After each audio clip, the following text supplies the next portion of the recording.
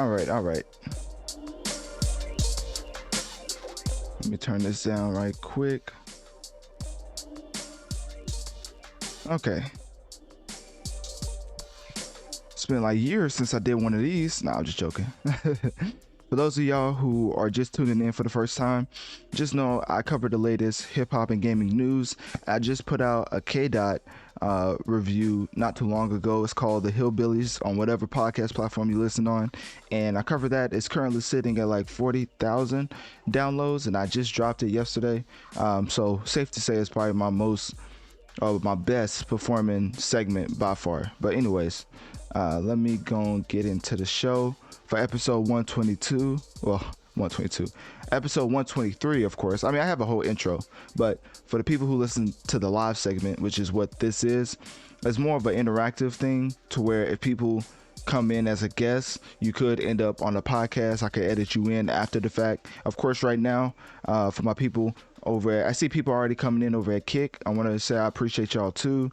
And in general, please download the Wisdom app as that's when I go live for my audio segments. I mean, it's for the most part, and YouTube and Kick is usually just for the video elements, but also, I mean, as I'm doing right now, I do cover live audio content on this platform as well. So definitely download the Wisdom app. But I'm gonna get right into the episode. For new people, just know you can join in as a guest, and if you want to give your perspective, this is a safe space, open dialogue, and I always love new perspectives. So anyways, let's get into the episode. And basically how this is going to work is I'm gonna go through my intro and then my different segments, and in the midst of it, that's why I'll be answering any comments or questions, concerns. Let me know if my mic not working, if I'm talking too low, if I'm talking too loud. All feedback is accepted over here. So anyways, all right, let me turn this off right quick. Okay, feels nice to be streaming again. I don't know if I guess I'll save it for the episode because I have to give an update or people just go crazy for some reason. So anyways, let's get into episode 123 right now. Wait, hold up, let me see how loud this is.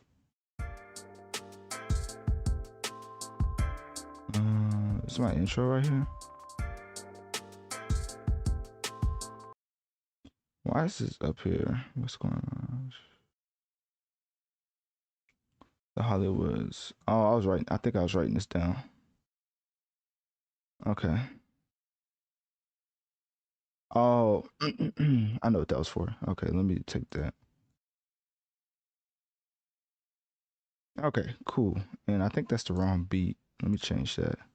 Appreciate the 5 people who already have right now, taking time out of your morning to listen to me break down the latest hip hop and gaming. As always, if you want to join the masses, I do drop a lot of hip hop reviews and gaming reviews on my whatever platform you listen to podcasts on. Just click my Linktree in my bio.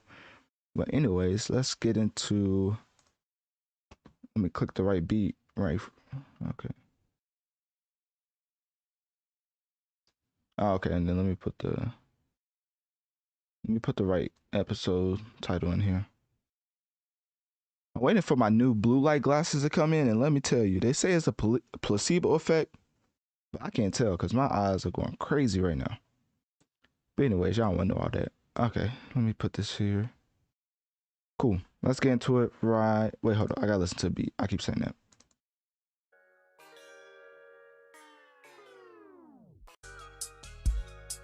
Okay, I think that's good for the most part. Hold on, let's turn that down just a little bit more. Maybe put it at 20. I think that'll work. Yeah, okay, that'll work. Cool.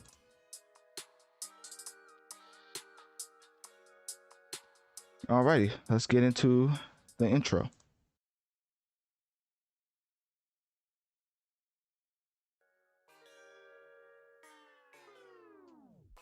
What's going on, internet? Analytic here, aka Dreams, and I'd like to welcome you to mine, which I call the Notorious Mass Effect podcast. I am your hip hop and gaming news source with a little bit of R&B mixed in for the Notorious episode 123, and even before we get into 123, because in general, I don't know why, but I guess updates have become a necessity in every single upload. So I kind of understand, as you know, it kind of gives you insight on the person you're listening to and background knowledge. But anyways, I'm technically on a summer vacation, so I'm just letting that out right now. You know, y'all not gonna see me for at least 2 to 3 months. Nah, just joking. I'm just joking. Of course, we still grinding even on vacation. So, anyways, for the most part, as far as the update, the podcast support has been great, even through the roof, breaking records. I mean, literally, if I can pull it up right now, I dropped this Kendrick Lamar and Baby Keem review over their Hillbillies track, and that's currently sitting at 46,000 total downloads. And I dropped that yesterday. So basically, let me give you a timestamp, right? It's May 31st, 11 a.m., right? I dropped that review, the Kendrick Lamar review, May 30th, 2:45 p.m.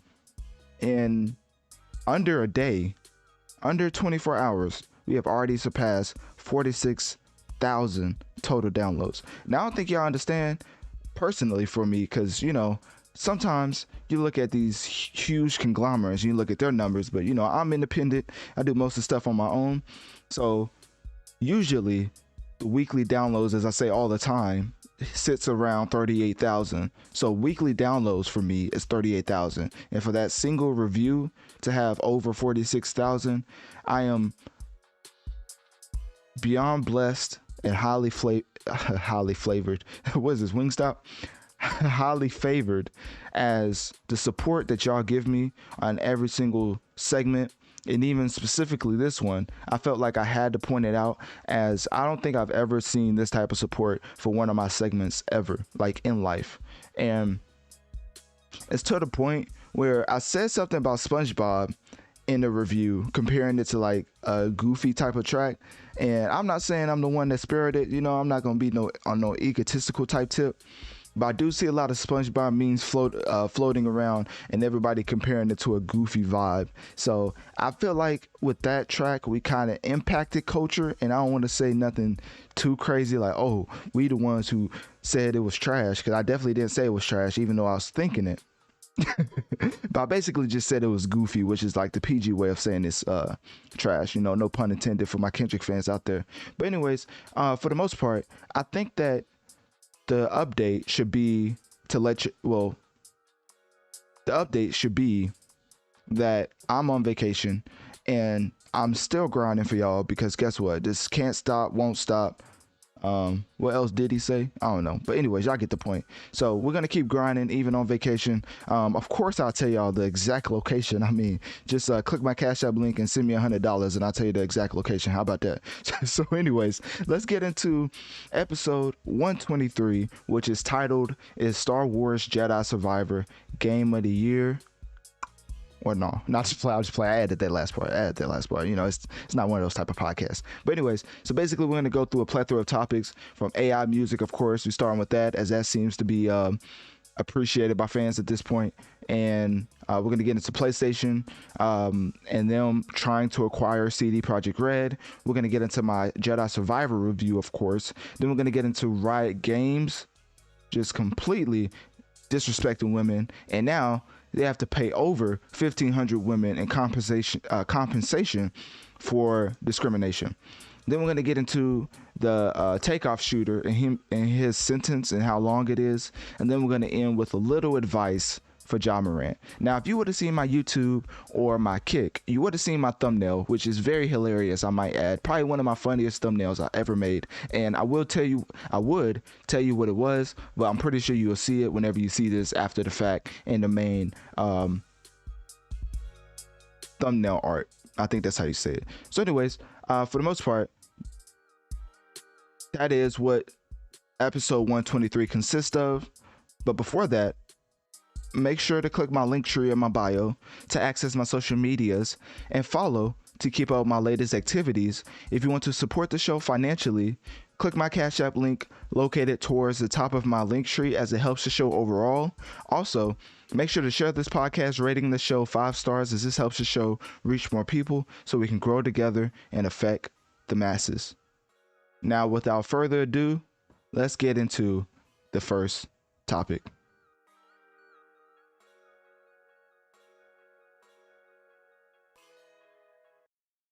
All right. And that's basically how it goes. I get into my intro, and then the live iteration of the podcast is basically you hearing this, just the intermission of me pulling up articles and stuff.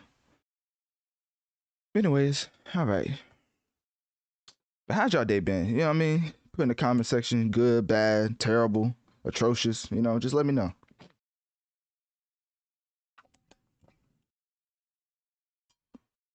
Because at the end of the day, you know, you live to see another day is always a blessing. But anyways, let me pull this up. Okay, let's get into Drake and Kanye West AI cover. Oh wow, the video was terminated. That's crazy. The link that I was using to view the 50 Cent thing is terminated. I wonder, does Drake and 50 Cent have beef? No, I don't think so. Okay. I was wondering. I can't find it anymore. Well, whatever. At least I have the title. The Kanye one is still up. Ooh, conspiracy theory? No, it's playing. Let me chill. All right, now that is crazy, but AI music is getting taken down left and right. I mean, if you don't own it, you shouldn't play it, and that's just a rule of thumb for all the content creators out there.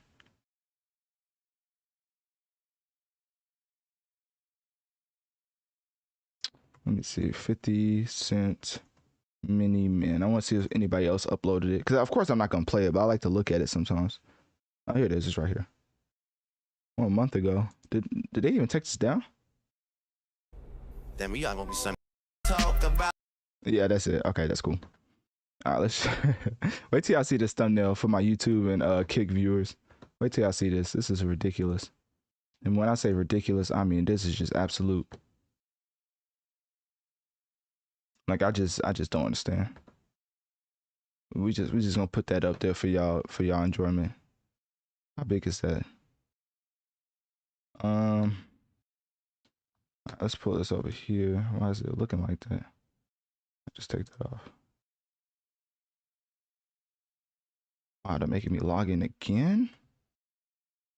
All right, give me 1 second. Technical difficulties, but good thing we're not recording, right? Anyways, y'all want to hear a little bit of what the Ja Morant segment is gonna be, because it's gonna be kind of crazy. Let me see. Foxy said, "Hello, my day is good, great. Hope all is well for you." Also, see, that's so nice. I appreciate you, Foxy. You know what I mean? I'm glad your day is going great, and technically, it's just getting started. So that's always good. I was thrown off track because I just had my chat up, and now it's asking me to put in the password, which is not ideal. So if y'all could give me 1 second.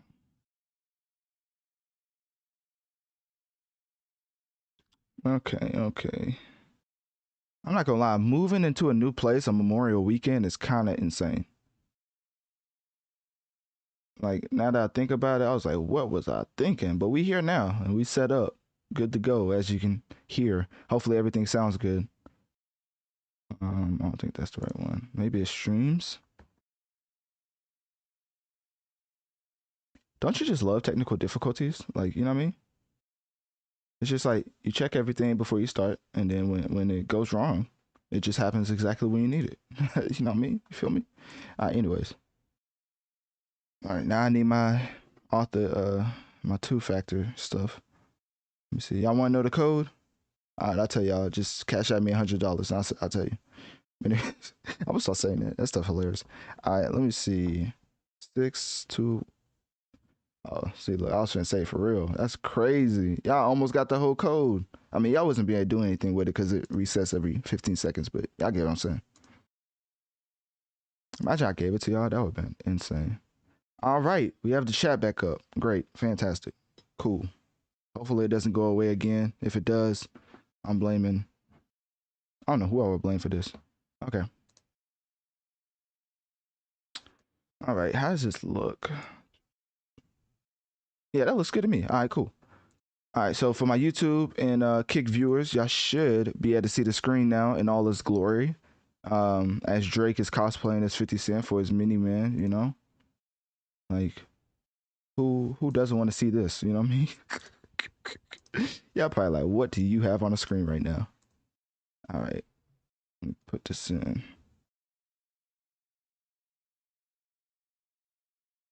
When he said many men was talking, well, I don't know. When he said like many men was wishing death on him, was he talking about Aubrey? Probably not. I don't think he's a gangster. All right.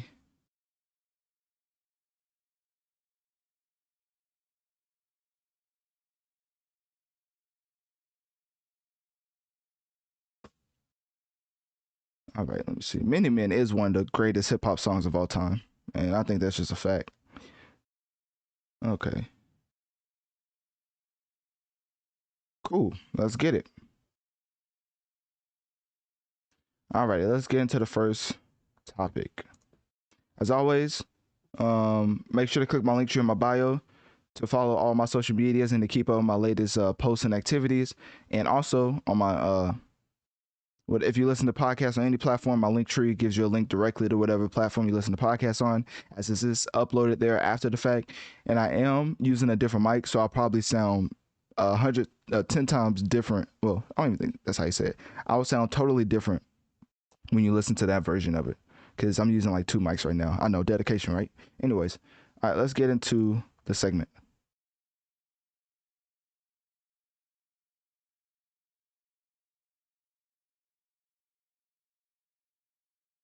If there's one thing that the GOAT was lacking, and I mean the absolute GOAT of hip hop, it's that gangster like appeal. But, ladies and gentlemen, with the evolution of technology, with the creativity of somebody using the internet to access that technology, they have created a Many Men cover, AI cover by Drake. Now, for those not familiar with Many Men, it was a song way back in the day. I mean, like way. Not just joking. I was just trying to make people feel old. But anyways, it came back out in 2003, and it was a single, 50 Cent, aka Curtis, for his debut album, Get Rich or Die Trying. You ever heard of that album? But anyways, it was certified gold by the recording industry, which is the RIAA, which is the Recording Industry Association of America, in 2006 for selling 500,000 copies in the United States. Also, the song samples an older song titled Out of the Picture by Tavares, however you say it.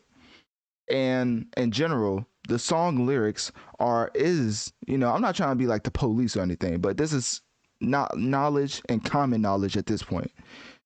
The song lyrics is about a shooting that happened to 50 Cent back in 2000 when he was shot not one, not two, not three, four, five, six, seven, eight, but 9 times in Queens, New York, United States. And guess what? That man's still here to this day. Now, I don't know if 50 Cent's some type of superhero or he knows some type of Luke Cage bullet retention or bullet reflection that we don't know about. But at this point in life, this man is just invincible because he is beef with the most gangster-like figures you've ever seen come into society, and he is still alive to tell the story. So, of course, using AI technology to not only have Aubrey Graham cover it, but to put it in a way where he's photoshopped on the top of the Many Men cover art, which is just horrendous, by the way. I have it up if you want to see the video version. Shameless plug, Analytic Dreams video. But at the end of the day, when you're looking at this cover, it really lets you know what type of timing 50 Cent was on, because Drake's face over 50 Cent's body makes absolute no sense. Like, absolutely no sense. And even the song, like, who is wishing death on Drake? I mean, obviously, it's probably somebody out there who's just a horrible soul. But, as far as being a gangster like figure or trying to rep that energy of being tough and people out to get you, I don't think Drake has ever had that type of energy thrown his way in a perspective of where the fans will actually take his music and be like, you know what? This is authentic. Drake saying, many men wishing death upon me, blood in my eyes, for I can't see. And what else he say? And they trying to take my life away. Like, if Drake started rapping like that, dressed like this, the believability, which I don't even know if that's a word, but the believability of that statement will be ground zero because nobody on earth thinks that Drake is living that gangster life like a 50 Cent, like a Jay-Z, like a Rick Ross, like a Meek Mill. Like it's really different when you come into the perception of Drake and you come into the perception of other rappers, which is not a slight, it's not a negative. Like I say all the time on this podcast, he's one of my favorite musicians of all time in the hip hop space. But I will say the only lacking appeal that he has is that he's not quote unquote gangster, which me as a law abiding citizen, I care nothing about. So as long as he's free to put out new music for my consumption, I do not care if he's gangster or not. But apparently somebody does, as they went ahead and used the evolution of AI technology to make a Mini Men AI cover by Drake. So click my link tree in my bio. Let me know on one of my social medias. What do you think about this Drake AI cover for Many Men by 50 Cent? The link may or may not be in the description. Depends on if they take it down or not, because, you know, other people put up the song. So I just put it in the link if you want to listen to it. But if they take theirs down, then, hey, you know, I try to put you on. But anyways, let me know, what do you think about the song? And do you think that Drake needs a gangster-like appeal to have more popularity?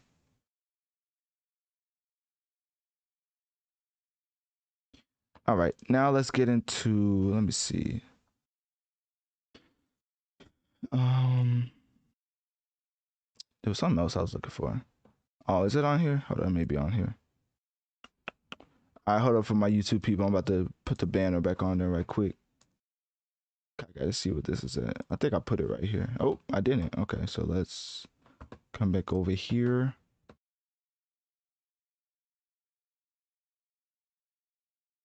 I swear I had that up. Oh, here it is. It's right here. Okay, cool. Yo, this cover as well is crazy.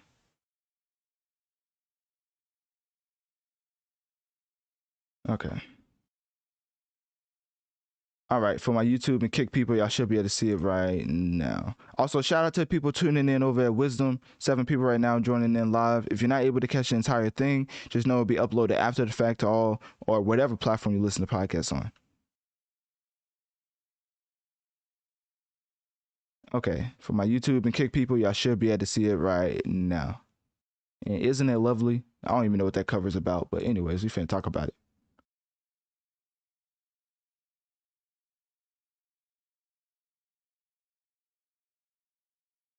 Okay.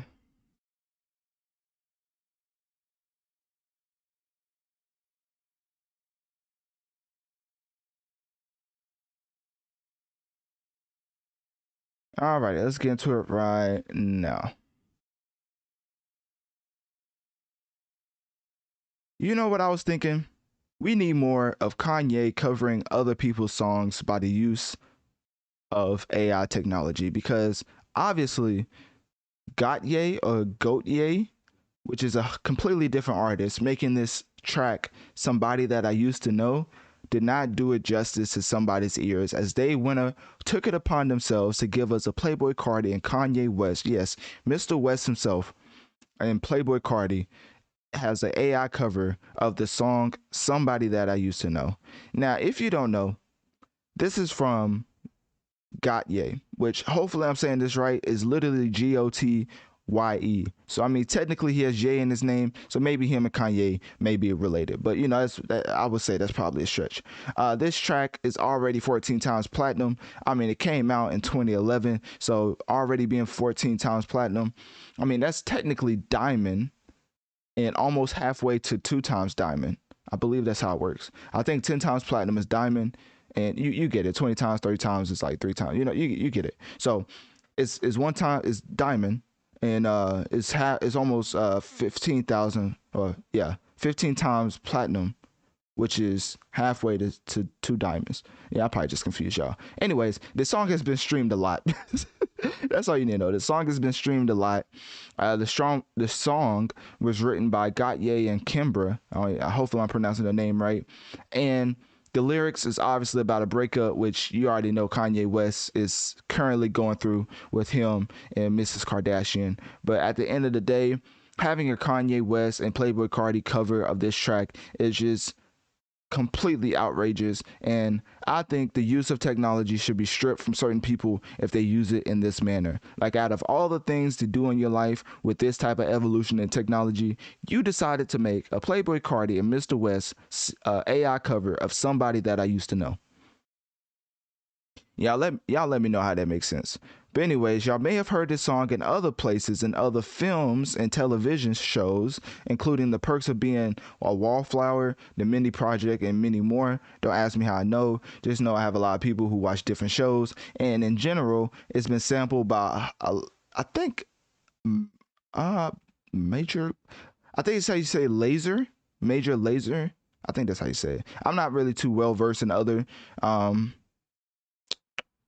genres, but I believe that's like one of the biggest in his genre. So anyways, it was sampled by that artist, and in general, it's just one of those tracks that's been played so many times that if somebody played it, you would know every single word, to the point you may even start questioning yourself on if you need to break up with somebody just to feel the full effects.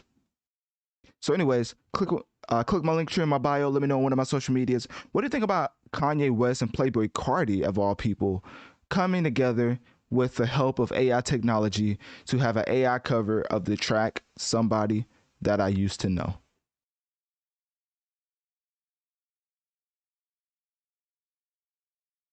All right, let's get into. I'm not gonna lie, that song was fire. When I was listening to it before I did the segment, I was like, somebody that I used. And I don't want to sing. Y'all want to hear that. My fault. I got like mostly guys. Even though I think, hold on, let me go back.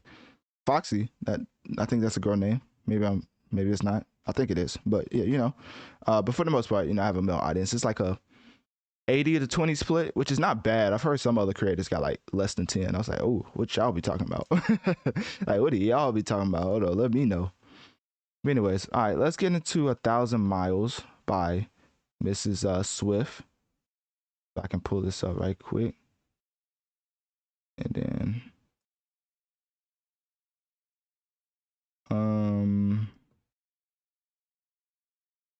yeah, cool.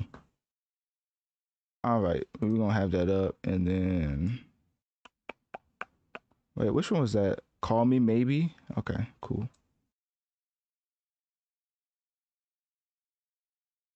We're gonna talk about Call Me Maybe right quick, because they also have Taylor Swift, which is like the darling of the music industry, covering all these other tracks as well. And it really shows you who people really want to sing most of these songs, because in general, I don't see any Lil Pump AI covers. I don't see any Ugly God covers. You know what I mean? I don't see any who's another artist? I mean, Block Boy JB covers. Like, they really show you who they want to hear from and who they don't. As I bet you there's a popular artist right now irate that nobody's making these AI covers for him. And I think that's just facts. So anyways, all right, let's get back into it.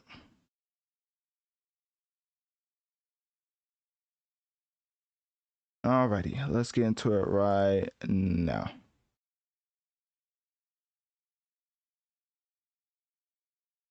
This whole year has been a showcase on who fans want to hear music from. In general, if your favorite friend or your favorite artist only has 1 to 2 AI covers compared to a plethora of other AI covers for specific artists, then they're probably not as popular as you once thought. As the only AI covers that I see in popularity currently is, of course, GOAT, which is Drake, and then, of course, Mr. West, which is the genius, and then we have Mrs. Swift, who is the darling of the music industry. I mean, it comes to a point where you can only give somebody so many accolades until they be like, okay, let somebody else eat. Like, Notoriously, I remember when Bruno Mars and Anderson .Paak was cleaning up at the Grammys so crazy that the next Grammys, Bruno Mars was like, you know what, we're gonna withdraw because we want to let other people eat. Now that takes a certain type of individual to have so much success that he's like, you know what, it's time to let somebody else eat.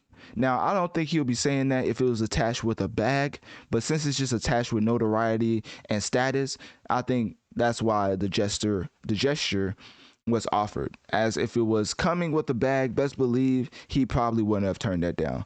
But of course, what I'm talking about this for is because another AI cover came out for Mrs. Swift for the song Call Me Maybe, which came out in 2011 for the second studio album of Carly Rae Jepsen. Hopefully, I'm saying that right. And her second studio album was called Kiss, but this was the single for that album, the lead single, by the way, and it peaked at #1. Of course, it's currently 9 times platinum, which, if you don't know, it means that the song has been basically streamed over 2 billion times. On Spotify, also has 1.3 billion views on YouTube, making it one of the most viewed videos of all time on YouTube. Now that is girl power if I ever saw something like it. But anyways, the song also won several other awards, like the People's Choice Award for favorite song of 2012, and so many different awards, like the Video Award for video. The Much Music Video Award for Video of the Year. And let me tell you something. Drake did say it's a 10 on mute, but I will say that the music for this single is way better than the actual video. Like sometimes, in hip hop, the video is 10 times better than the actual music coming from some of our respective artists. But for others, let's just say the music is 10 times better, and that's okay because that means people are just specifically focusing on the talent rather than the assets. You know what I mean? So anyways, let's get into some additional facts about the song, because in general, they wouldn't have Mrs. Swift cover this for no reason. Carly Rae Jepsen was a pretty popular artist around that time in 2011, and the song lyrics is about a girl trying to get the attention of a boy, because when has that ever happened in society? And then the music video was directed by Ben Levin, and the song has been used in several, and I mean a plethora of television shows, including Pitch Perfect, Glee, and a lot of other shows like The Mindy Project. And in general, just know that the reason why this song was covered by Taylor Swift is because whoever used this AI technology and implemented her voice onto this track thought that she would have sung or sang, however you say it, the song much better or 10 times better than Carly Rae Jepsen. So click my Linktree in my bio. Let me know on one of my social medias how you feel about fans wanting Taylor Swift to cover this song rather than Carly, and who do you think has the better version? And as always, if you want to listen to the song, the link will be in my description. Well, description box below. All right, cool. And one more for the AI segment of the episode. We're going to get into, let me see. Shout out to 11 people we have right now over at Wisdom. If you're listening or watching over at Kick and YouTube, make sure to download that Wisdom app, as this is the easiest way to interact with me and maybe end up in a podcast. But yeah, just a safe space, open dialogue. I love different perspectives, as long as it's respectful, of course. And yeah, let's keep going. And also make sure to hit that follow button if you're new to be notified when I go live, because I always cover the latest hip hop and gaming news. All right, let's wrap up the let me see. Let's wrap up the AI segment. One more to go. I like talking about AI. I'm glad the fans like talking about AI, because I really like it. Like, I think in general, this has been the highlight of 2023. Like, your favorite artist does not care about you. He's not dropping music. He or she is not dropping music. So guess what? We're just going to talk about AI dropping some of the most fire music we've ever heard in life. I mean, a Mini Man cover by Drake. Like, come on now. Like, somebody that I used to know covered by Kanye West. Like, come on now. Like, when did we think we would ever get that? So anyways, all right, let me pull this up.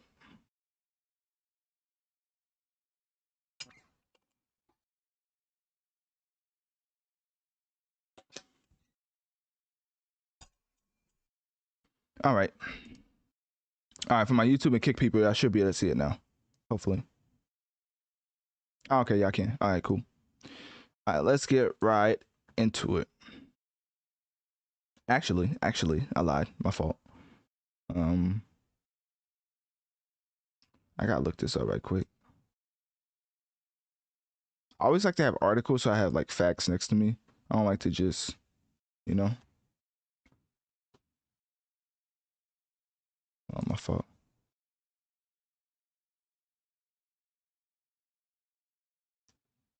Um,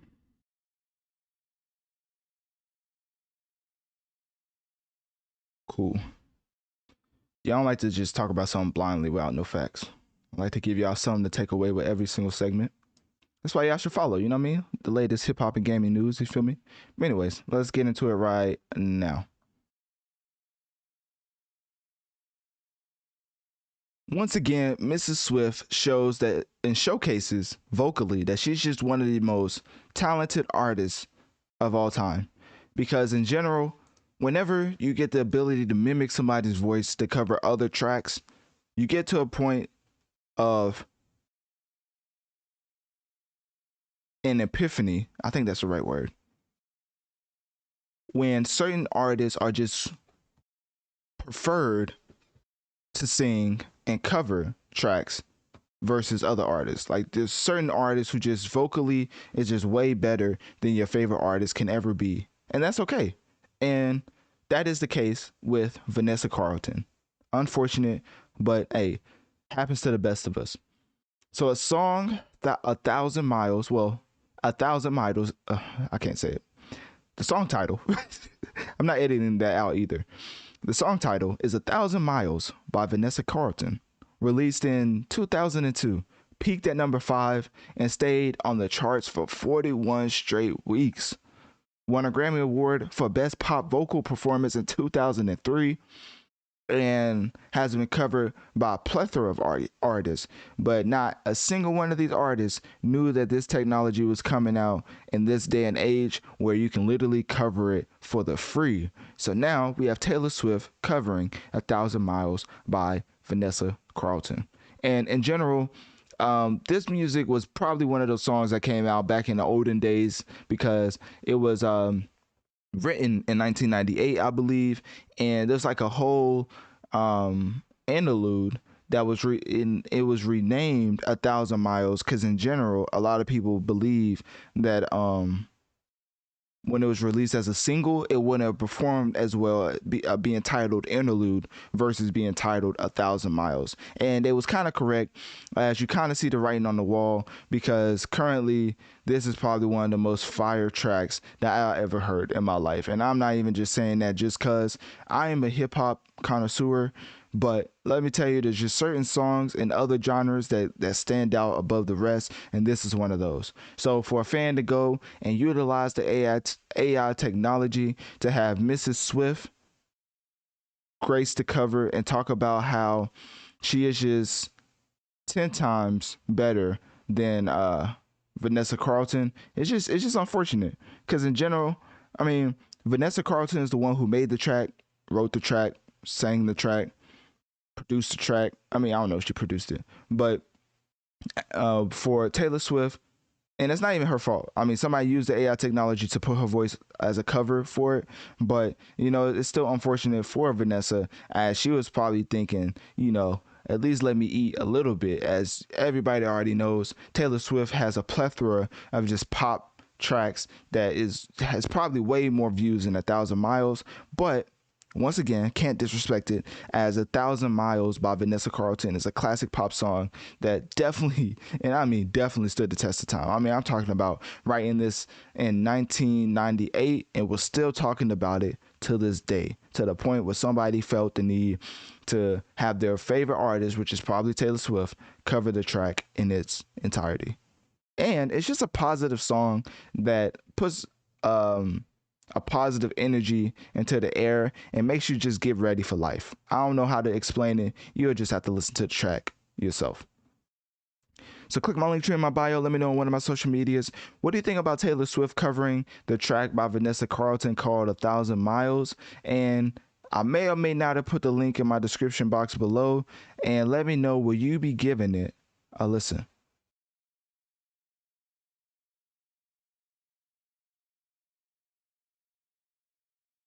All right, we finished the AI portion of the episode. Now we're going to get into some actual news with gaming, and then we're going to get into hip hop. But first, my phone is completely going crazy right now. And by going crazy, I mean it's kind of dying right now. So I'm trying to think of what I want to do, because I want to keep streaming on Wisdom. So give me 1 second, and I'm gonna grab my. Let's see if I can grab my charger case. I think that'll work. Yeah, let's do that. Okay, I'll be right back.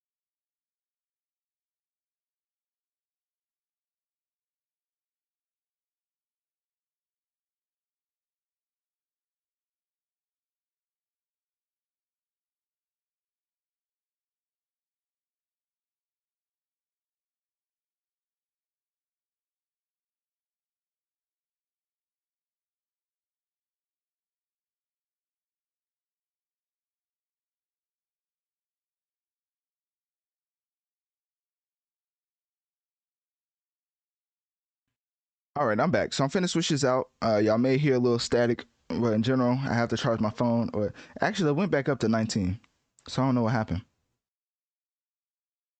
Um, yeah, I don't know what happened. It went back up. That's kind of weird. Um, okay, well, if it goes back down, I guess I'll check it. But for right now, it went back up. So, I mean, because I'm charging it technically, I'm charging it, but I'm using like an extender cord, so I guess it's not giving it enough power. But I don't know. Yeah, I'm not trying to hear that. All right, let's get back into the show. So now we're gonna talk about let me cross this over. Now we're about to talk about where's this at? Oh, I gotta scroll up. Yeah, for my YouTube and Kick people, y'all won't be able to see the screen anymore. I'm gonna pull up my CD Project Red stuff.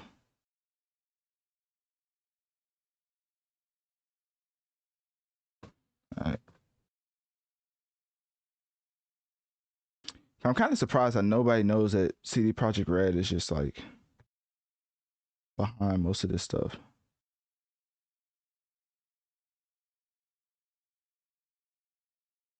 Um,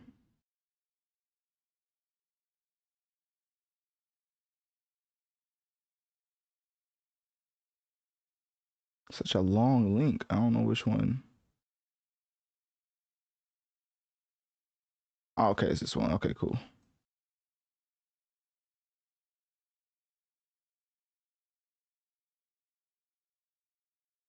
Cool. We bringing it up. We bringing it up.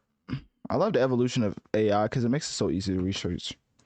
Like, researching is just so much easier nowadays. Let's see. Yeah, it's going up now, so I don't know what happened. Maybe it heard me threatening to put the charger case on it. I don't know. I wonder if that's like, imagine they made a movie about iPhones like they did with the hot dog movie. I forget what it's called, by Seth Rogen, and it was just like iPhones just being electrocuted to death every time, and they just like not liking getting charged. That'd be like some morbid stuff, man. I ain't gonna lie. But that's like a movie idea I have. It could be like rated R.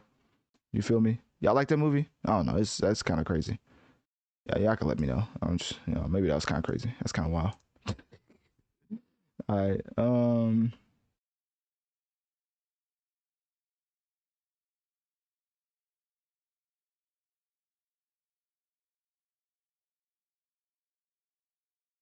All right, let me put this right here. Okay, we're about to get into the segment soon. I promise.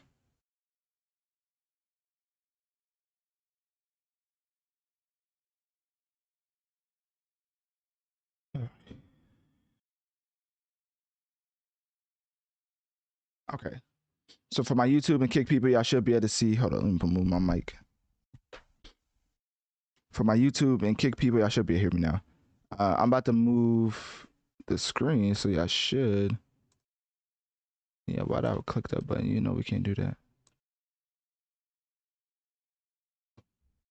Okay, I should be able to see it right now. Actually. Okay, now y'all should be able to see it. Hold on,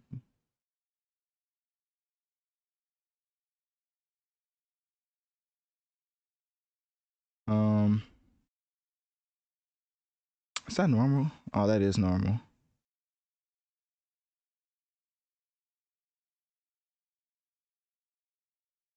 Okay, cool. All right. So yeah, now y'all can see what I'm looking at. I should put this in 12 foot. Whatever, too late. I think that works. All right, let's get into Cyberpunk and PlayStation.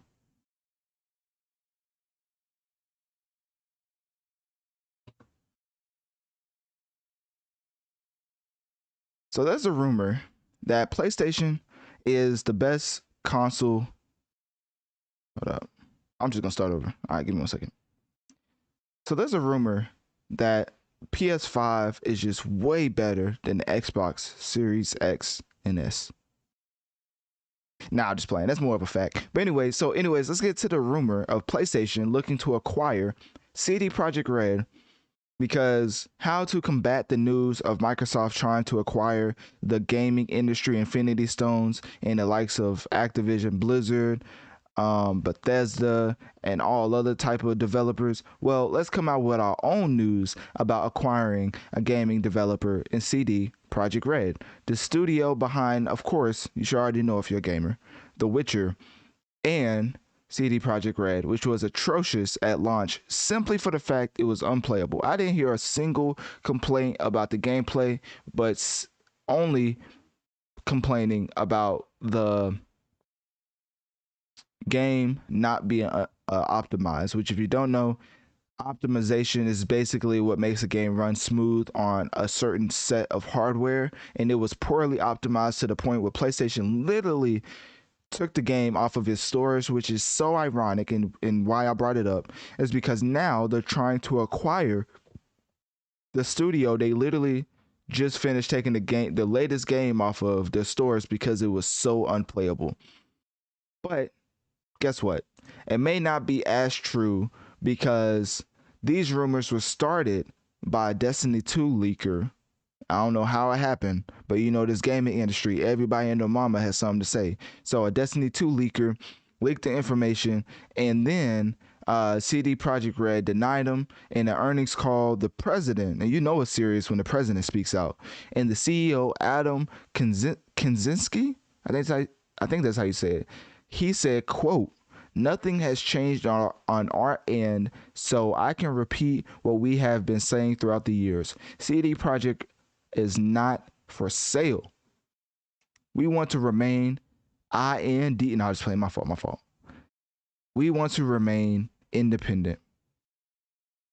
So CD Projekt Red is one of those type of companies where they're really sticking to the morals, quote unquote, and they're not just gonna be, mesmerized by the big bag that PlayStation can throw at them, just like a Bethesda, just like a Ubisoft was mesmerized by how Microsoft just threw the bag at them to come make games specifically for their console. So CD Projekt Red is denying these rumors, but still doesn't completely negate the fact that there has been a few reasons why Sony might be pushing to acquiring CD Projekt Red. So they may have kind of leaked the information themselves, even though I have no way of confirming that. Just a rumor, just speculation. I'm just saying that I'm probably looking towards the future of gaming being an exclusive type of battle. sort of like with Netflix, Disney, Hulu, no, Hulu's on Disney, HBO, and all those other platforms, Tubi, if you watch that. My fault. I didn't mean to laugh at Tubi. And then just different shows being bought by different companies so they're exclusively on their streaming service. It's the same thing with PlayStation and Xbox fighting for these gaming developers. That's the best way I could put it. Because in general, if you try to just overtake the landscape of hip hop, look at me. If you try to just overtake the landscape of gaming simply by putting out great games, well, that's not a model that's been proven over the years. So let's just buy developers, have them exclusively make games for our piece of hardware, which would in turn only hurt the gamers, but not our bottom line, which is the only thing they care about. So overall, this is all just a rumor. It's probably unlikely that Sony will acquire CD Projekt Red. However, there's always a possibility that the two companies could work together at some point in time. Because PlayStation could always publish a specific game for CD Projekt Red and have them under the PlayStation license. But as far as the entire gaming developer going under Sony for the bag, it seems unlikely, as when the president comes out and says CD Projekt is not for sale, period, then you probably want to believe him, as it's not just anybody talking about the company. It's the CEO / president.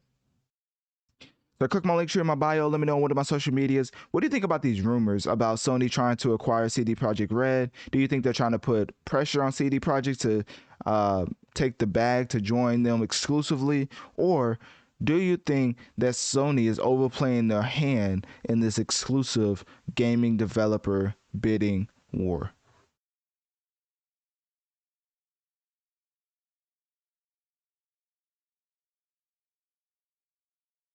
All right, let me see. I'll put low power mode on. I'm see how that works. Can y'all still hear me with low power mode? Oh, yeah, I can. All right, cool. All right, let's get into the next topic. Let me see where this is at. I got to remember to use 12 foot. Let me bring that up. All right, let me see.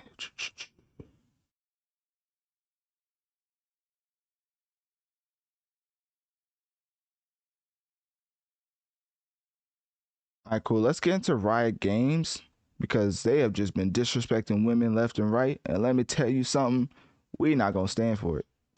We ain't going to stand for that. So we going to put this out, let everybody know they out here going crazy. Just got hit with a crazy settlement. I mean, 100 million, 100 million. That's unfortunate. That is unfortunate. But anyways. All right. Let me see. Okay, now let me see this one. Yeah, that works. Okay, let's put this over here.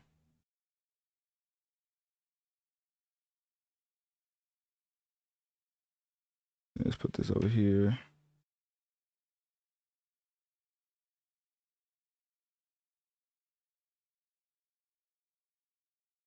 All right, cool.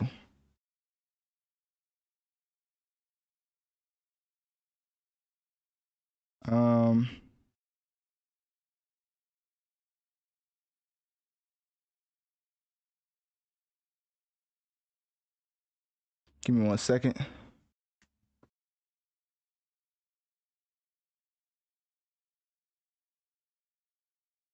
All right, y'all ready? Cause I'm ready. Anyways, my fault. I know I'm kind of the host. It's alright though. Shout out to the 17 people we have tuning in right now live. Just know I cover the latest gaming and hip hop news. Make sure to hit that follow button to be notified when I go live if you're new. And also click my link tree in my bio to follow my social medias, or you can follow whatever podcast you listen to, whatever platform you listen to podcasts on, as my link tree gives you a direct link to whatever platform you listen to podcasts on. Again, if you just want to look it up, it's Notorious Mass Effect with an E, because apparently that's been tripping people up. But it should pop up regardless. But anyways, Notorious Mass Effect, and yeah, on whatever platform you listen to podcasts on. All right, let's get back into the show.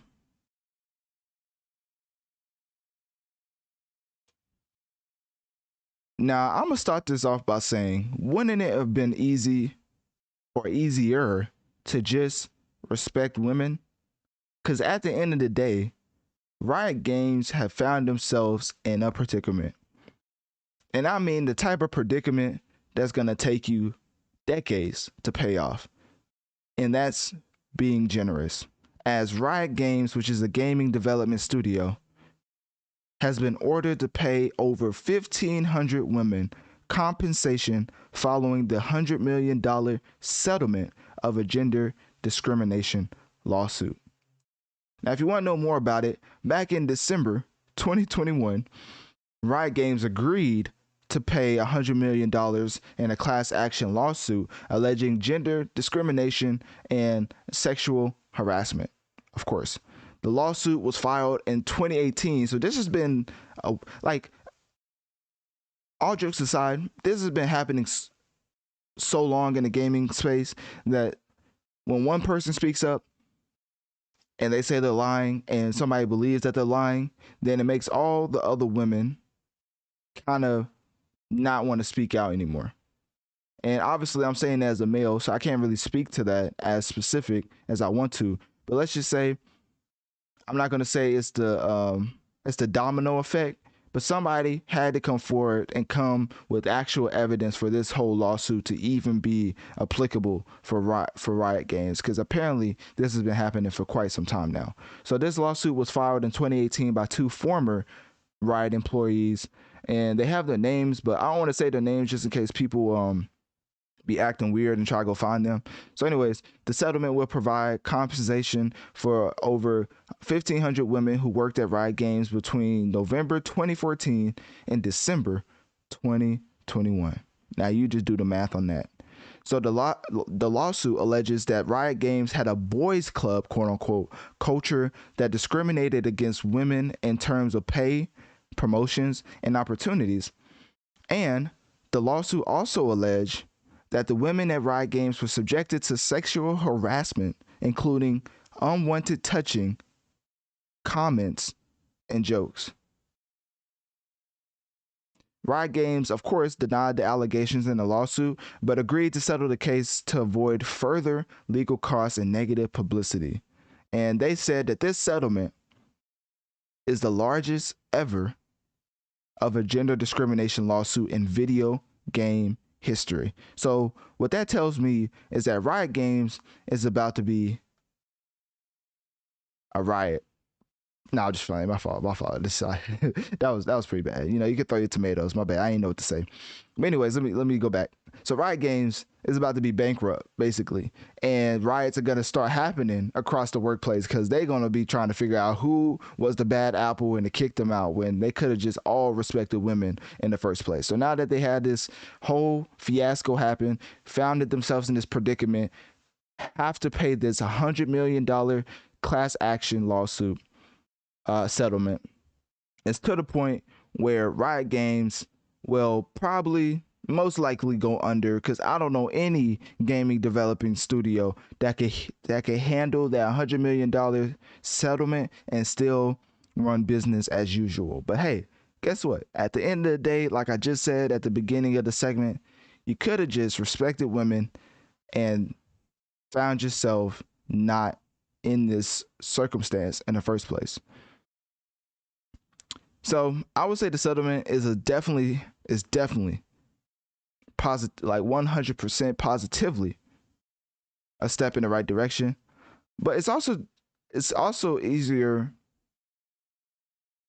to point out that it's a win rather than point out there's still a whole lot more scenarios just like this happening in the gaming industry, and people are still afraid to speak up. So at this point in time, I think that if you have something that you can obviously prove and something that's been done for you in the aspect of unwanted touching, comments, or jokes, I think you should take this article as a sign that you can basically win against a gaming developing studio if you go to the if you come with, I don't know, I don't even want to say the right evidence because even that sounds weird.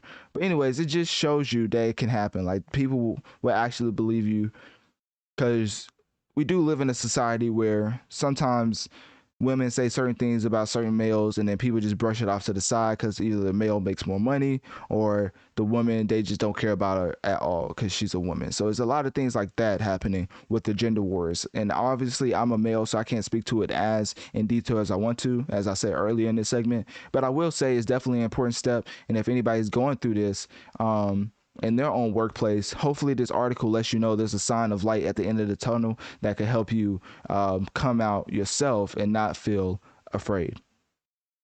So click my link tree in my bio. Let me know on one of my social medias. What do you think about Riot Games and them having to pay $100 million in the settlement for a class action lawsuit? And also, with this settlement, do you care if Riot Games go under as a gaming development studio or not?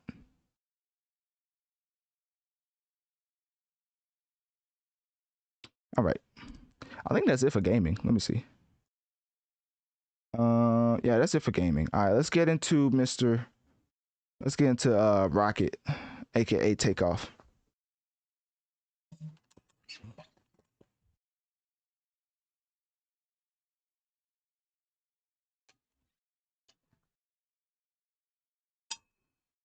All right.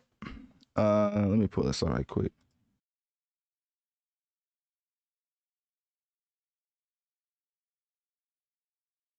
Okay, let me pull this over. Oh, I can't pull this over yet. I don't know what this look like. I'm not trying to have nothing crazy on here. Okay, I think we're good.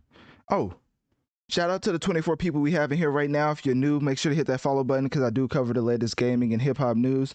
We're currently going through a lot of well, we just went through a lot of different topics, but now we're getting to the hip hop portion of the episode. So hopefully you enjoyed this hip hop news. We're about to get into the killer of Takeoff and him being sentenced because of what he did. Was completely just monstrous activities. But at the end of the day, technically the person who shot and actually the killing blow to Takeoff came from his own security. So it's like it's an interesting topic, and we're about to get into it because there's a lot to cover in it. So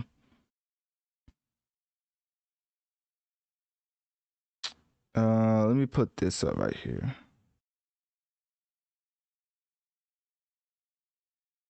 All right, for my YouTube and Kick people, y'all should be able to see the video now. I'm going to see if this works. Okay, let me see.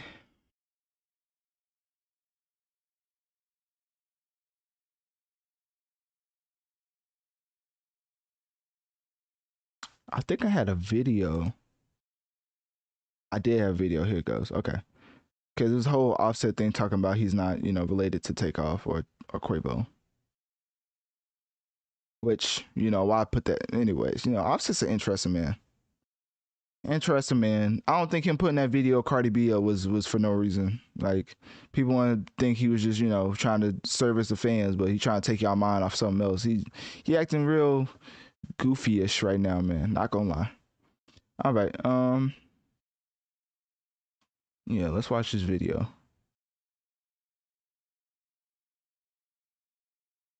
What is that? Oh, it's an ad. Okay.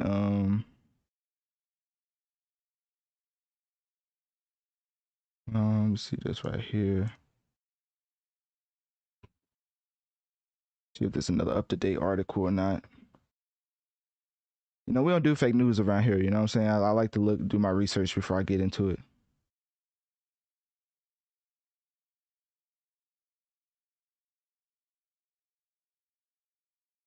Okay, cool. I think I'm gonna save this video. Yeah, we're gonna watch this video together.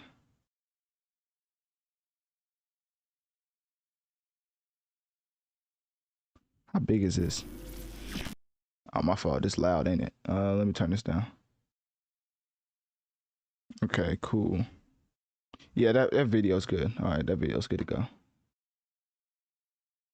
For my people over at Wisdom, you won't be able to hear the video, but if you view this or listen to it after the fact when I upload on my podcast platforms, which make sure to follow me on those at Notorious Mass Effect on whatever platform you listen to podcasts on. And um, if you miss any of the segments early on, this will all be uploaded into one episode, so you'll see it soon. Anyways, let's get into the news.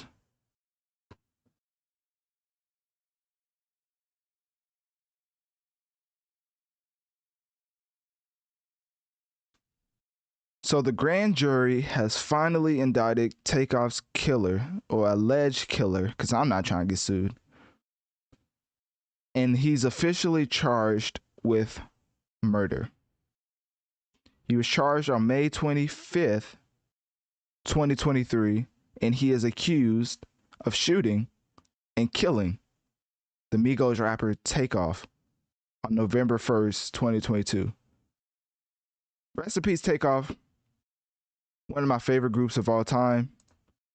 I remember when I used to listen to Migos, and in general, when I used to hoop back in junior high and we used to play across the country, it used to be one of those type of vibes where we couldn't get ready for any game without listening to the Migos across the country. And that was like way back in the day, which is not like to make me sound old, it just was.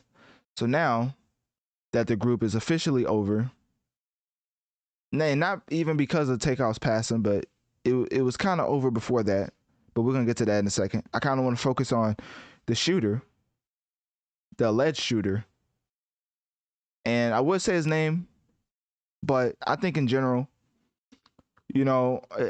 I'm more of a proponent of just using the justice system to lock people up who do heinous crimes.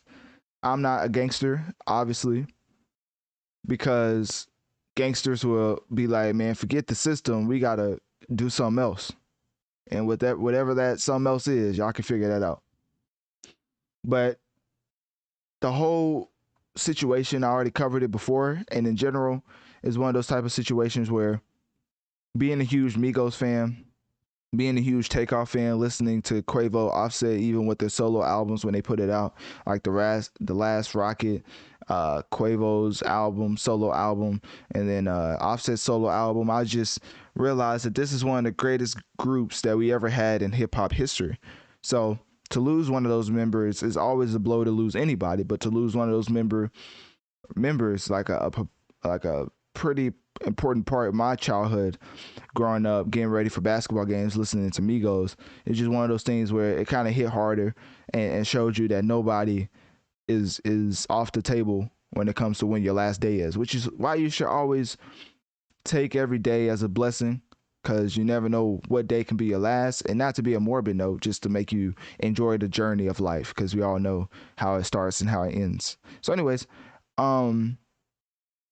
the indictment comes after a 2-month investigation by the Houston Police Department, and the grand jury found that there was a probable cause to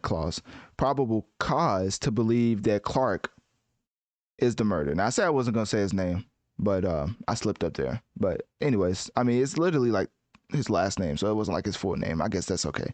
So anyways, he's currently being held in the Harris County Jail on $250,000 bond, and his trial is scheduled to begin August 22nd, 2023.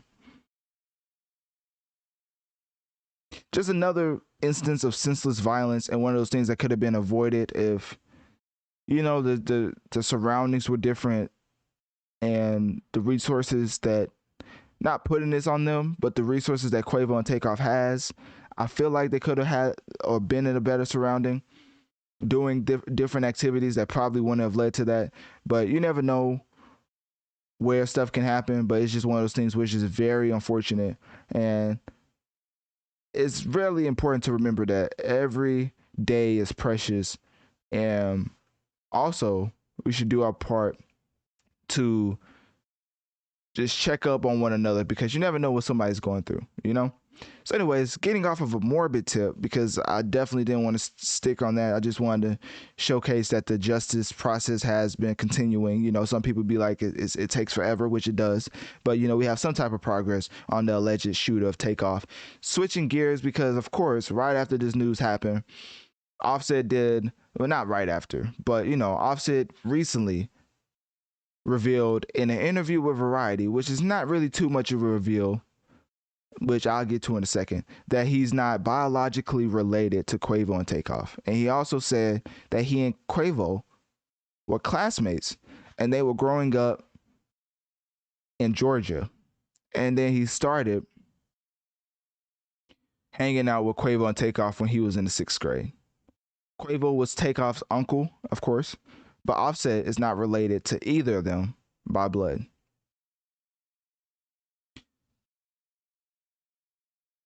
Very weird energy, very goofy, just unserious type energy from Offset right here, knowing that we're going through the process of trying to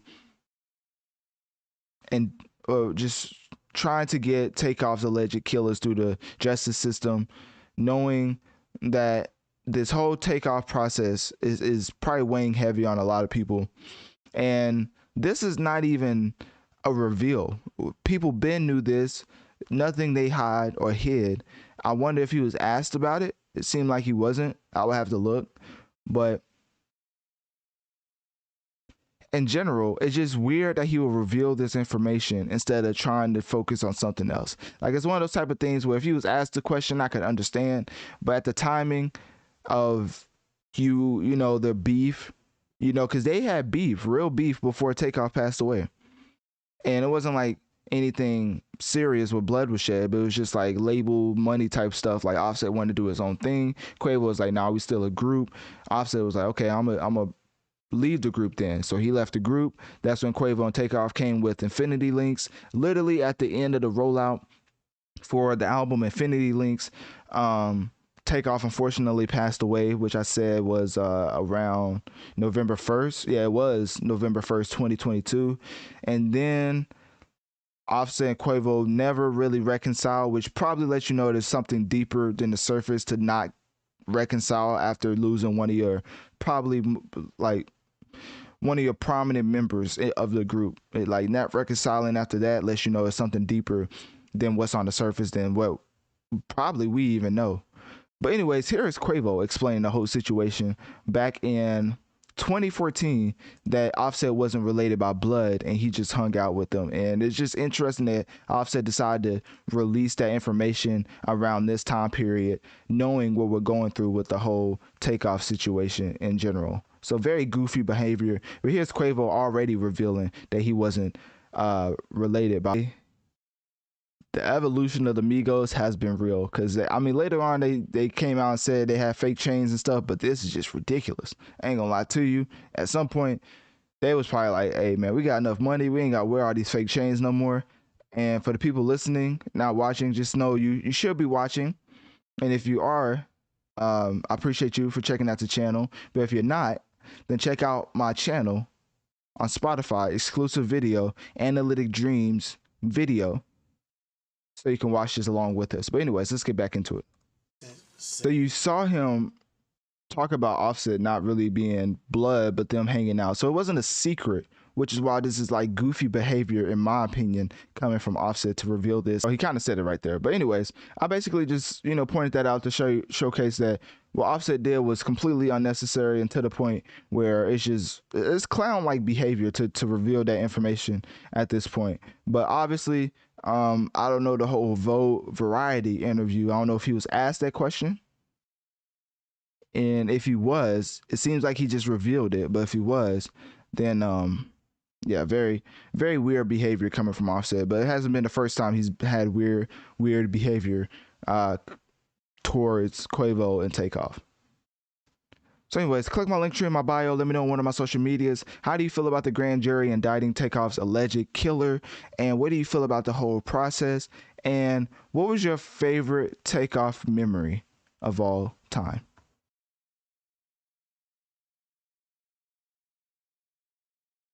Okay. All right, let's get into the last.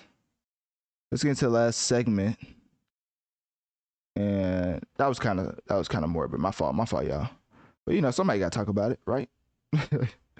All right, we're gonna get into Mr. John Morant and him not caring about life. So yeah, imagine just talking about it's just going from that situation to what John Morant is doing in his free time is just insanely crazy. I just don't understand what this man's going through. Because obviously you never understand, you never know what somebody's going through, but at the end of the day, like bro, like I don't know, he just John Morant's a little different. Let me put this up here. All right, I should be able to see the ESPN article now. Yeah, I should be able to see it. All right, cool. And then I'm gonna play this. Let me see how loud this is. Fall into that trap that these people doing on TV, saying, "Cause he ain't no thug. Cause he ain't in the street. You gave y'all gave him $200 million. I just said a town with 3,000 people." Lil Wayne don't do interviews, so this is kind of interesting. But I want to take a time out to shout out the 30 people in the Wisdom live session right now. Just know I definitely appreciate y'all for taking the time out of your morning to listen to me talk about the latest hip hop and gaming. And just when I said that, my phone is on 12%.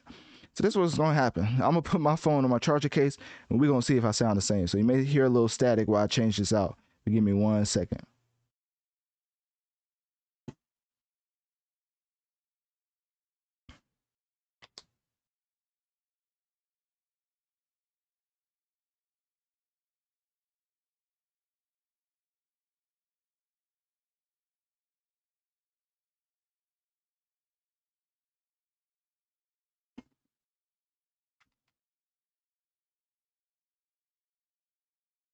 All right. So what happened was we're just going to use my case because, yeah, that's not going to work. Oh, that's not good. Okay, that just fell. That's great. Gravity's a little different when it's not hanging on to something. All right. Hopefully y'all can still hear me. I see the level still going up. So yeah. I apologize for the audio for over at Wisdom for the rest of the way, but just know this will be uploaded on my podcast, Notorious Mass Effect, and I use 2 different mics. So if you can't tell by now, the mic I use for my podcast is a little bit more professional, just a little bit. So if you want to upgrade the audio, then I'll definitely go to that platform. But yeah, we're gonna keep going. Yeah, my YouTube and Kick people, I'm about to get started. I got the article up, so let's get into the last segment of episode 123. Actually, I do got to pull up some stuff first. Give me 1 second. Give me 1 second. I got to make sure it's up to date. Don't you just love the internet? I wonder how different it is from the Yeti to my phone. It's probably completely, it's probably like way different. All right, let's see. All right, including incident. Okay.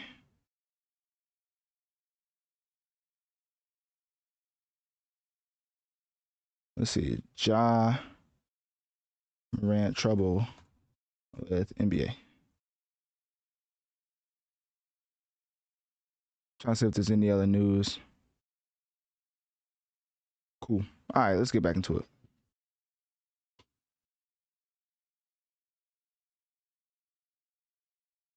I'm gonna start with the Lil Wayne video, so I probably won't be able to hear it at first. But for my kicking YouTube people, y'all be able to see it. Just of course, the screen is just right there.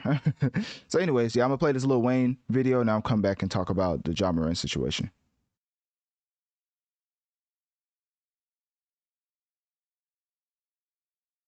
All right, cool.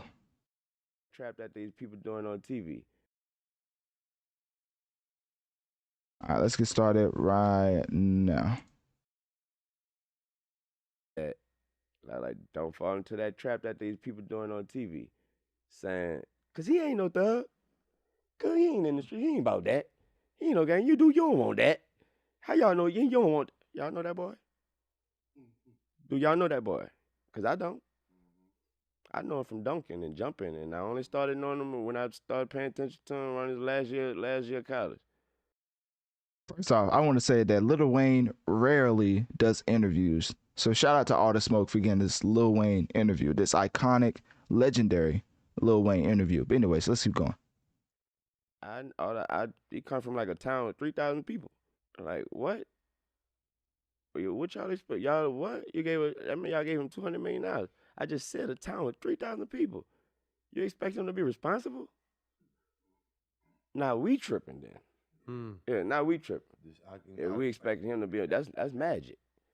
Cause I could tell you, I come from a real well raised, beautiful mother, nice. You know what I mean? My mama bust her ass to make sure everything around me was nice, and I still was a knucklehead. I shot myself.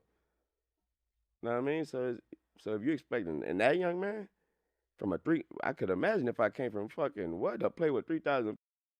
Now you have to realize that Lil Wayne, all the jokes people want to say about his subject matter and just, some of the antics as far as like canceling shows or just walking off stage because his fans ain't showing enough love to his opening artist.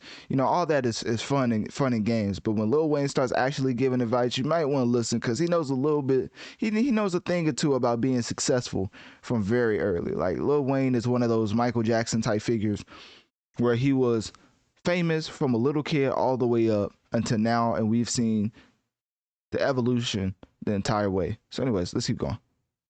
People and I became who I am, boy. I think that was. Oh, go ahead. They had social media when I was 23. I wouldn't have made it. Well, I think. Thank God. I think that was a good question. So that's another interesting comment. I forget his name. I'm not trying to be disrespectful. I noticed Matt Barnes and Steven Jackson. I forget how to say it. I know it's Jackson something, right? I don't know. Maybe I'm being disrespectful. I just said I wasn't gonna be disrespectful. That's crazy. But anyways, when Jackson said, I think it's Steven Jackson. Anyways, I get what I'm saying. When the other guy who wasn't Matt Barnes said that if he had social media when he was 23, he wouldn't have made it, is a pretty interesting sentiment because that's how a lot of people are when it comes to just activities that aren't law abiding and being really talented at sports. The two usually don't mix, and it usually gets you in a situation that Ja Morant is in right now, where he's probably gonna miss out on a lot of brand deals and sponsorships simply for the fact that even after giving a statement and receiving a warning from the NBA, he still happened to go on social media once again and show off a gun on his homie's IG live. Well, it appeared allegedly to be a gun in his friend's IG live video. And of course, the NBA said what they always say, quote, we are aware of the video and is in investigating.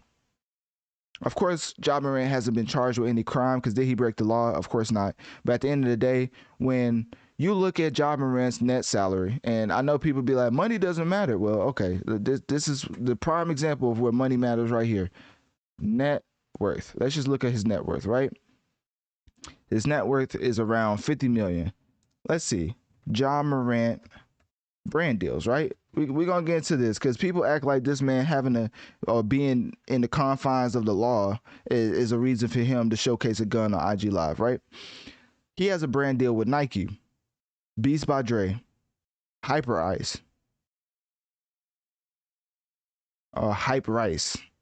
Ja Morant Gear, which is his own stuff. But his endorsement deals are worth millions of dollars. Could end up making him a billionaire if he played the game right. You know what's not playing the game right? Getting yourself caught in a nightclub, which, honestly, that situation, I do blame the nightclub because aren't the videos or cameras supposed to be private? But anyways, getting caught seen holding a gun in a nightclub and, what was it? It was 2 occasions.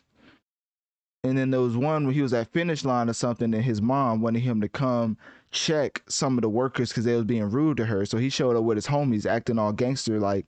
And then there was another situation at a Pacers game where his homies were shining a red light or a red dot, quote unquote, that looked like it came from a gun, which, we have no idea if it came from a gun.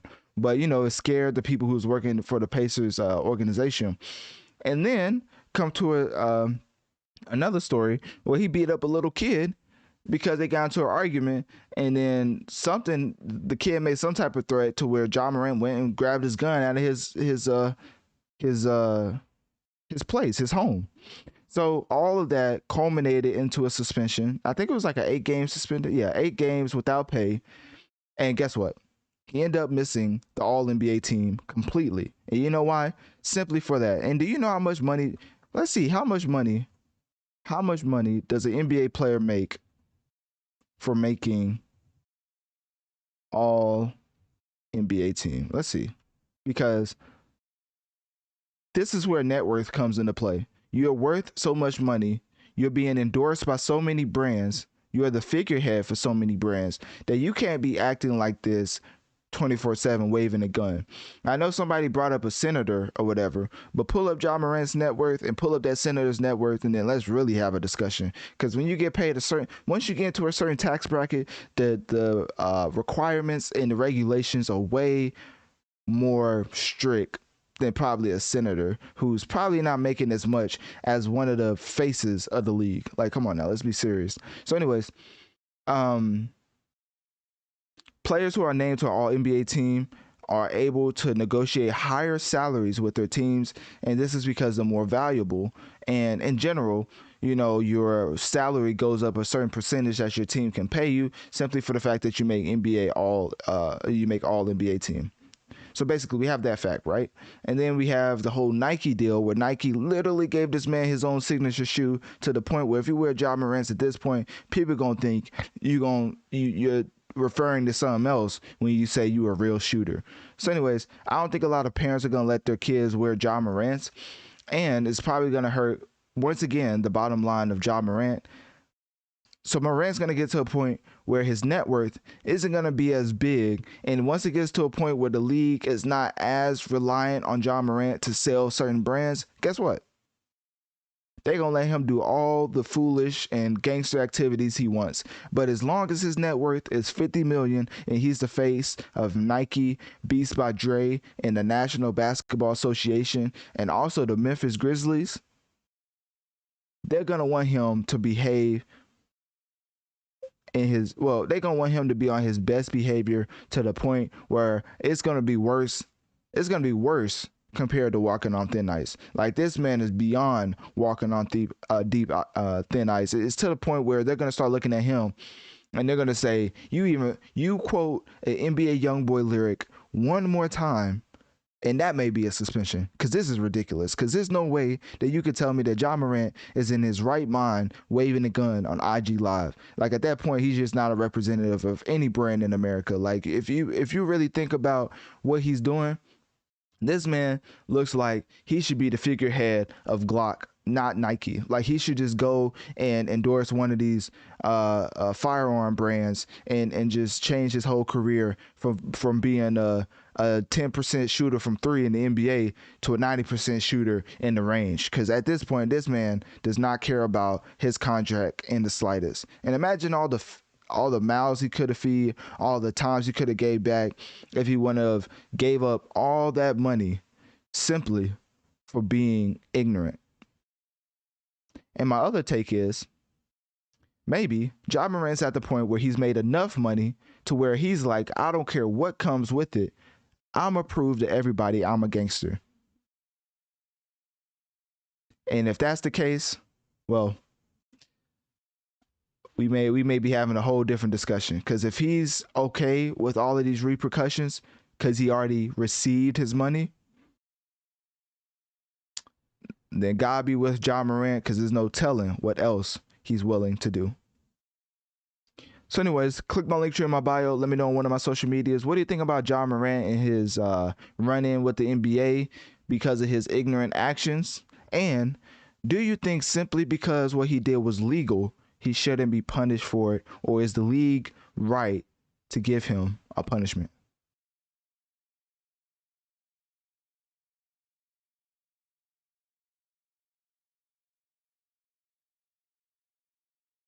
All right. I think that was the last segment. Let me see. shout out to the 35 people we have at shout out to the 35 people we have live right now over at Wisdom. I appreciate y'all tuning live to listen to me break down my latest hip hop and gaming takes. This is episode 123. Of course, I knew I was forgetting something. See, I knew I was forgetting something. I was like, dang, I ran through this kind of quick.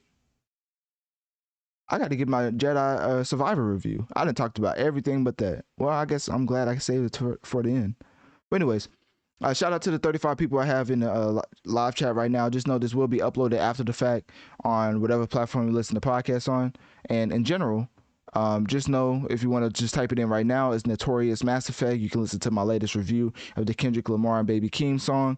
That currently just surpassed like 48,000 downloads in just like under a day. It still hasn't been an entire 24 hours and it's already surpassed that, which if y'all don't know, if y'all not tapped in with Notorious Mass Effect, usually I get like around 38,000 downloads a week. So for one specific review to have over 48,000, let me tell you, I'm beyond like grateful and blessed and highly favored. Like that's just insane. Like the support that y'all give me, can't even put into words. So yeah, make sure to follow that to join the masses. So anyways, all right, let's get into IMDb, and then yeah, I forgot. I do have to give my star. You know, this is gonna be like a 20-minute review because I got to get into this game. It's one of my favorite games of the year. Like where to start, man? Where to start? Let's see. Let's just see what it gives me. Let me see.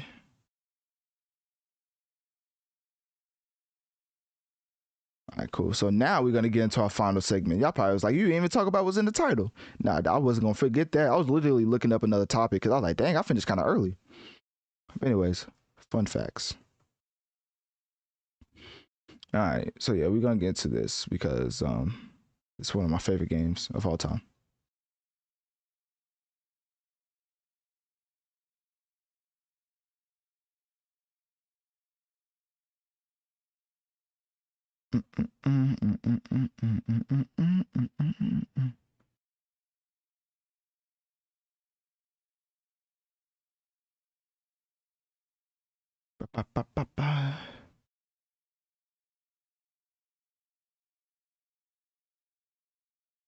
Let's do that. Let's do Easter eggs.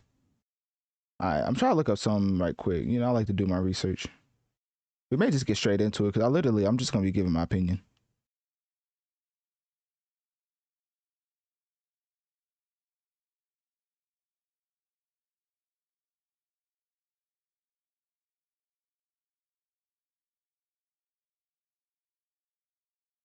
Okay, cool.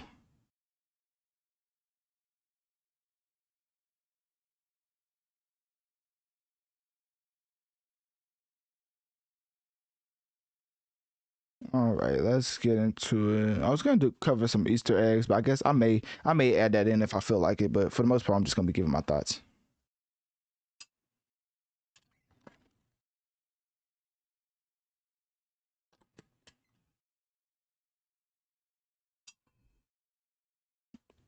Okay. All right. Now let's get into the last segment of the episode.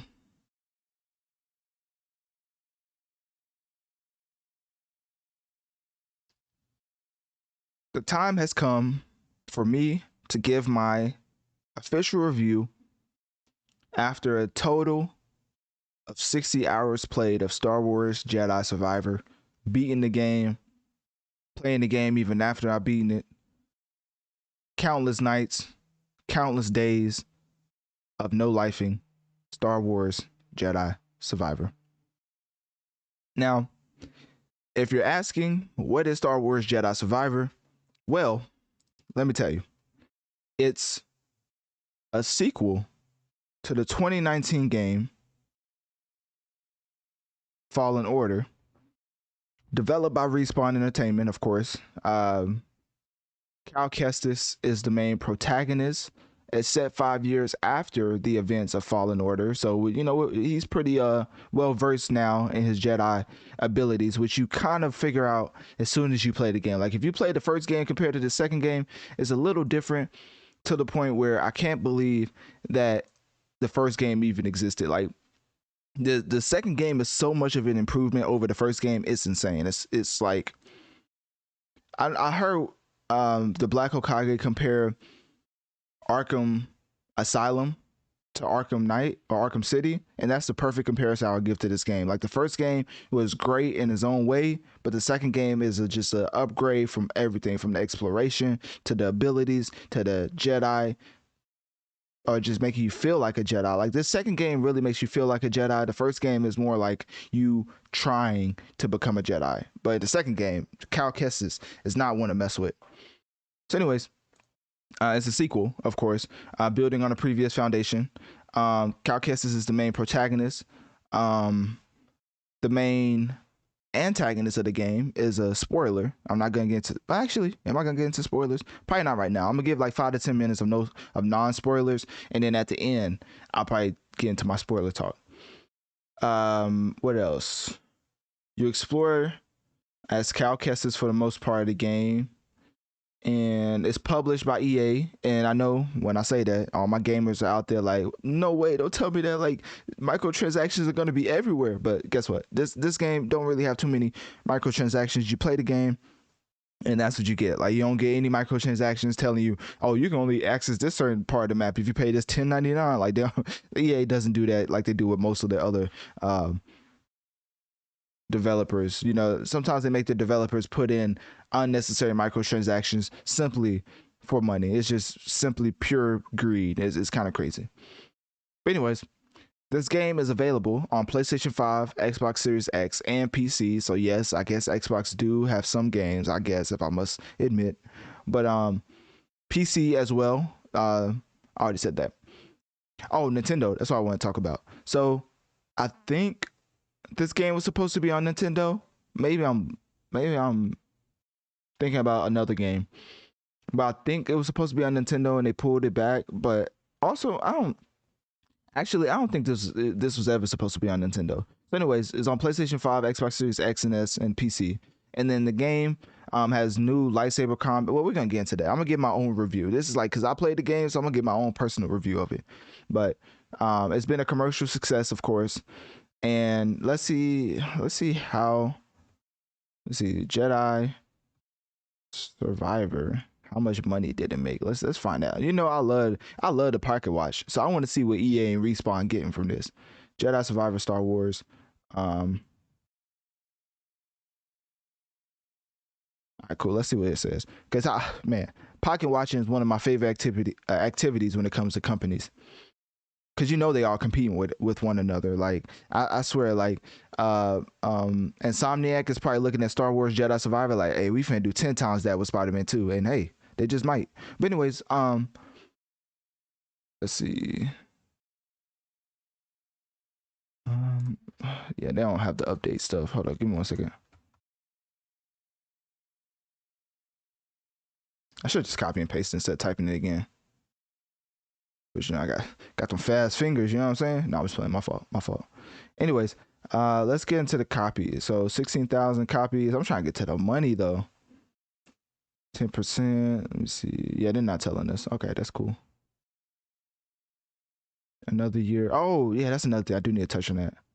Yeah. Okay, so EA is not letting us know how much money it's made. Okay, cool. That's fine. I'm gonna figure it out. I'm gonna figure it out later. How about that? But anyways, let me bring this back up. So the biggest thing I wanted to get into, you know, as far as my non-spoilers, because this won't last too long, is that Jedi Survivor is literally one of those type of games where it will make you love gaming again. If you're one of those type of people where you're just like, I can't find a game to play, games are just so boring nowadays. Today's games is just so uninspired and dry. I highly encourage you to play Star Wars Jedi Survivor. When I tell you, if you don't play any other game, or if you haven't played any other game for the past 3 to 4 years, you need to play Star Wars Jedi Survivor. If you're not even a Star Wars fan, because I'm not a Star Wars fan, and even I was looking up stuff simply for this game. I think as a gamer, I could be a little biased sometimes when talking about games being great and you know fun for people. Like Elden Ring, that's objectively a gamer's game. Like you would have to be a gamer to enjoy that game because you may get confused by them not explaining literally anything. But in Jedi Survivor, anybody, and I mean anybody, can enjoy this game from start to finish. It's one of those type of things where the moment you start it, you're going to be captivated by the story, and you're never going to know where the plot is actually taking you, because from the first mission to the last mission, you're hit with certain plot twists that you just did not see coming, to the point where I'm very excited. I mean, very excited to see what the third game brings, because not only is the third game coming, but you know how it's a trilogy and sometimes the second movie just leads into the third game. This is a definitive conclusion so that the third game can also be its own story. Like it wasn't like, oh, I'm not gonna spoil anything, but it's not gonna be like, oh, we're about to go here and then it just cut to black. No, you finish you finish everything you set out to do in the second game, and the third game, it sets up so much that even finishing the story, you have so much more to look forward to in the third game, even though you feel so satisfied with the ending of 2. Now, that's just my personal opinion. So what I like to do sometimes, I like to go through the characters and give my review of each and every character, and then give it about the overall story.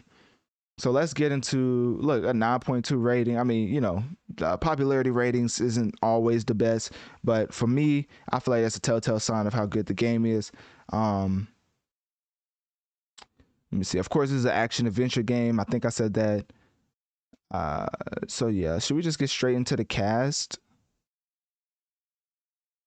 See the writers, storyline, make sure.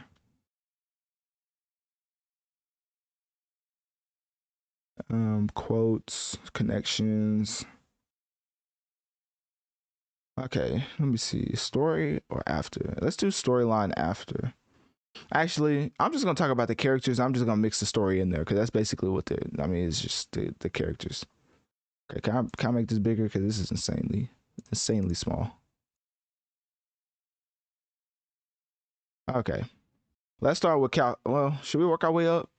I don't know too many of these people. Yeah, okay, additional voices. Okay. Let's start with. Wow. Okay. Talk about spoilers, man. Forget it. We just gonna get straight into spoilers because, well, hold up. You may have not seen it. If you're listening to the audio version, you probably didn't see it. But if you do want to listen or watch along with me while I cover this, just go to Analytic Dreams video version. And definitely, when I start to pull up the names, start to skip forward because you know there's some spoiler names in there. But you know, I bet they didn't mean that. They was just trying to give somebody the voice actor credit. But anyways, okay. So for non-spoiler, let's just talk about the top 3 people. So I would say Cal Kestis, Bode, and Ravis is probably the top 3. You can make an argument for Marin, I guess, or maybe even Seer. Seer would be interesting because okay, so let me start with Seer. So Seer Junda, she was kind of sidelined in this movie, and not even a movie, but that's how good it was. It felt like a movie.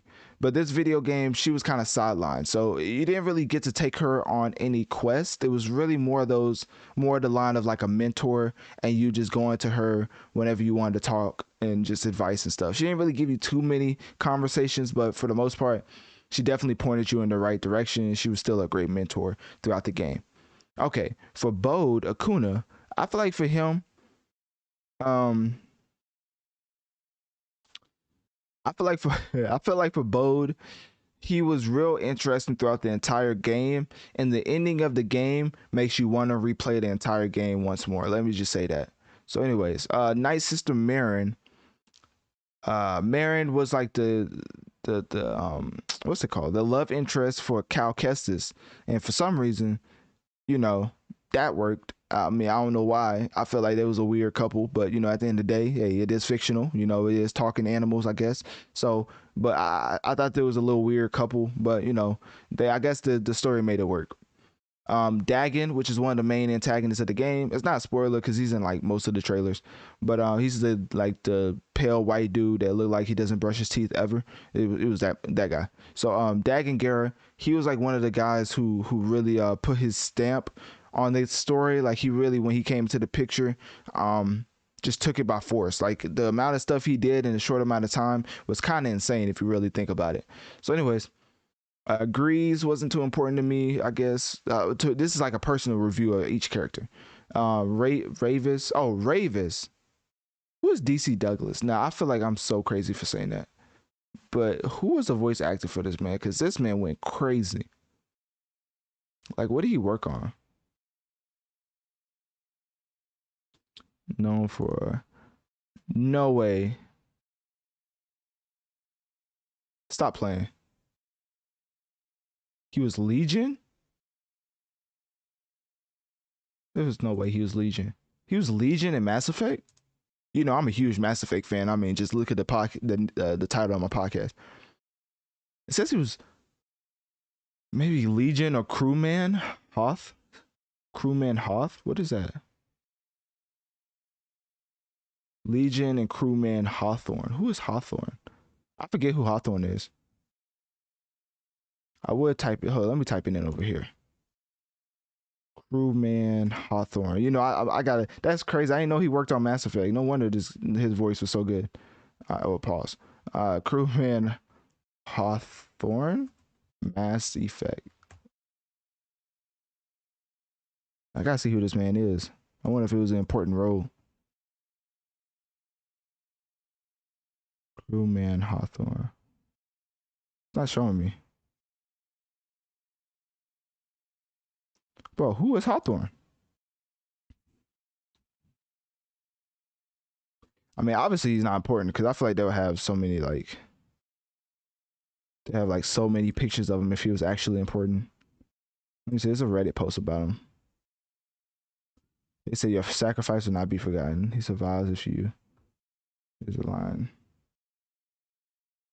Oh, he's just part of the crew. Okay. Definitely had it easy. He's part of the crew, so it wasn't like too of an outstanding character. Okay, I thought I was finna get my Mass Effect card take. I was like, who was Hawthorne? I don't remember who that was. But anyways, he was just part of the crew that I guess Joker saved in, what was that, Mass Effect 2? Yeah, saved him in Mass Effect 2 when he was like walking around and Joker had like to save the ship, stuff like that. Anyways, all right, so yeah, he was Legion and Hawthorne's. But anyways, let's get back to this game, right? So DC Douglas gave one of the greatest performances. What is that? Is that a word? Y'all let me know if that's a word. DC Douglas gave one of the greatest performances that I've ever heard in a video game. And y'all may think I'm exaggerating, but go play that game. When Ravis pops up, line after line, I thought I was listening to like Thanos or something. Like he was like the Thanos of voice acting. Like the way he was just menacing with his voice and just the whole story of Ravis was fire. And at the end, it's just a lot of things that the conclusion was fire, like his purpose was fire, and he was just a real honorable guy, and it really showed from the beginning to the end of the story. You didn't like feel from him because of course he was like a mercenary, but still it was like he had certain moral codes that he did not break the entire story, and you kind of understand what I'm talking about when you get to the end of the game. So anyways, let's see any of these other people. So we're gonna skip. Turgle was a shout out to Turgle. Definitely a standout character. One of those type of things where if you can make your voice sound like that, you definitely need a shout out. So, anyways, I almost skipped past Cordova. So Cordova throughout the video game was pretty interesting. Because I thought he was not. So hopefully that makes sense. He was interesting because he was not. Like to me, he just made no sense. If Cora could have did everything he was doing, but I guess in the first game they made him so important, and just to find out he was alive, that they had to put him in here somewhere. But anyways, yeah, that's basically it. I don't really see anything else. Yeah, that's the biggest names for me. So anyway, story. Let's get into spoiler territory with story. So basically, oh yeah, this is a warning. So if you haven't played the Jedi Survivor game, which I highly suggest you do, I will click off on this or save this, click off and come back later. But at the end of the day, if you play this game, we about to get into spoiler territory. So let's talk about the story, right? So the storyline, of course. Let me see if I can click this. Can I click this? I can't click this. It says edit. I'm not trying to edit. Trivia. No. Does it not give me an overview of the game? I thought they used to do that. Maybe I'm tripping, but I feel like they used to give you like a whole entire like synopsis of the, and like, wasn't it like a spoiler review in IMDb? I just made that up, huh? All right, anyways, we're not looking at the parent guide. We don't care about that. So anyways, I'm just going to do it from memory. So I'm just going to hit some plot points. If I miss some, then oh well, not just playing. So anyways, Jedi Survivor is one of those type of games where you start at the beginning and your whole crew dies on some Mass Effect Commander Shepard suicide type mission. So at the beginning, when it looks like Cal Kestis is captured, ends up he's not captured, and he's just wanting some important information to stop the Empire, of course. And the people who captured him was on his team the entire time. So y'all working through the first map, y'all going crazy, you know what I mean? Showing him that y'all not to be played with. Y'all get the information, and guess what? The ninth sister shows up, which is a nod back to the first game, and she ends up killing the person you got the information from, which wasn't as important as I thought he was going to be. And she just starts to fight Cal head on, because let me tell you something. She was coming for blood after what Cal did to her in the first game, and it never really showed her die. Like I think she got knocked off a cliff, but it never showed her dying, I believe. But maybe I'm tripping. So, anyways, yeah, she starts to go crazy. She also has reinforcements. They're shooting, taking out his entire squad. Like one time, like his squad mate got shot, and he turned around to her to tell her some directions, and she was just laying there dead. It was like, oh wow, we getting real. So his whole squad dies except for Bode. We're gonna get to Bode in a second, and after that, you take out the ninth sister, and that whole fight was kind of fire. It kind of got you in the mood of what you was gonna get when fighting on Grandmaster. So yes, I did play this game on Grandmaster for a total of like 2 to 3 hours until I ran into a Rancor, and best believe me, I put that right back on Jedi. No, actually for the Rancor, I put it on like story mode, but I put it right on Jedi Knight, because I was like, yeah, this Grandmaster is not for me. Because in general, I would die at Grandmaster, right? And then I would be sent back to my checkpoint, and the checkpoint would be so far away from where I was originally that I was just like, bro, I'm not going to keep backtracking and add another 30 to 40 hours on this game. Because like I just said, I played like over 60 hours. So it's like, I'm not trying to play no game for 90 hours. I don't care how good it is. So anyways, because 60 hours is still a lot. Usually it takes 30 to 40 to be the actual game. But well, it depends on the game. But you know, games of this size, it takes like 30 to 40 hours. Yeah. So you do that. You end up beating the ninth sister because, you know, she done killed your whole squad. And this is why I figured that Cal would have went to the dark sides at some point throughout this game. He ended up killing her, and I don't know why I feel like it was such a big deal, but throughout the whole story, I was just like, I thought Jedis wasn't supposed to kill, and I thought they were supposed to like take people and just like knock them out. Like I didn't know they was just slicing people right and left, but I guess that's just what they did in this game, as Cal was killing a lot of people. Like this man was a murderer. Like he didn't like an enemy, he was straight up killing them like left and right. I was like, whoa, hold up now. Like, and he was still being considered a hero. So I was like, well, I guess Jedis, they just, you know, kill people, but it's just like, okay, all right. I mean, that's what we're going with. So he ends up killing the ninth sister. And even when Bode asked him back when he went back to the rendezvous point, he was like, yeah, she's dead. I was like, oh, yeah, he's definitely going to the dark side, because he was fed up at this point. He was like, bro, y'all didn't kill my whole squad. If you listen during the mission, he has callbacks to where they went to a lot of different they went on a lot of different missions before, so they had some rapport built up, and at this mission he just lost his whole squad. Like it was just crazy. But what else? So yeah, so I'm not gonna recap the whole story, but that was one of the biggest things in the story. And then fast forward, because you know it gets a little boring, fast forward to the point where you meet Marin, and she's like the the love interest for Cal Kestis, and that was pretty cool. I thought there was a weird couple, but somehow they made it work, because you know there's talking animals, you know. So I was like, man, I guess I'll let this couple slide. But it was kind of weird, honestly. What else? What else was important in the story? It really wasn't too much important. Like you had to save a robot. Oh, Cal Kestis freed the main antagonist of the game. Well, sort of.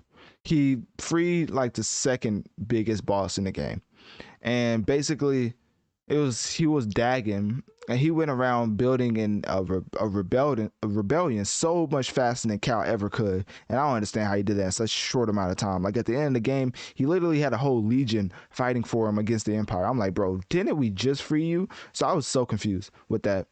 But Ravis also, yeah. Let me go back through the names. Let me go back to the names because I'm not trying to miss none. I ain't trying to think back and be like, man, I missed this character.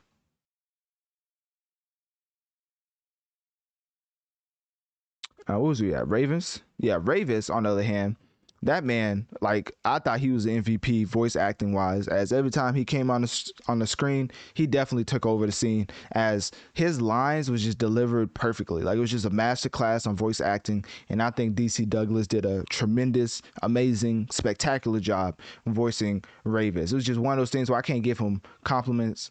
I can't give him a high enough compliment to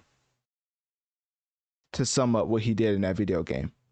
But anyways, we had Grease. I think he didn't do too much. We had BD1, which is funny because if you watch my playthrough, shameless plug, Analytic Dreams video version,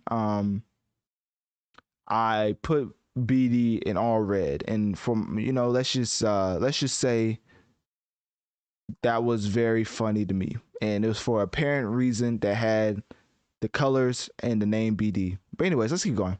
So anyways, we had the ninth sister. I talked about her. Oh, Cordova. I guess since we get into spoilers, he died.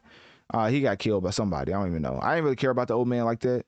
But yeah, throughout the story, you end up beating up Ravis because you needed the location to where Dagon's rebellion was. That's how it is. Like, the only complaint I would have about the game is that the beginning was fire, but the middle was dragging. It was like, bro, are we really going to save a robot?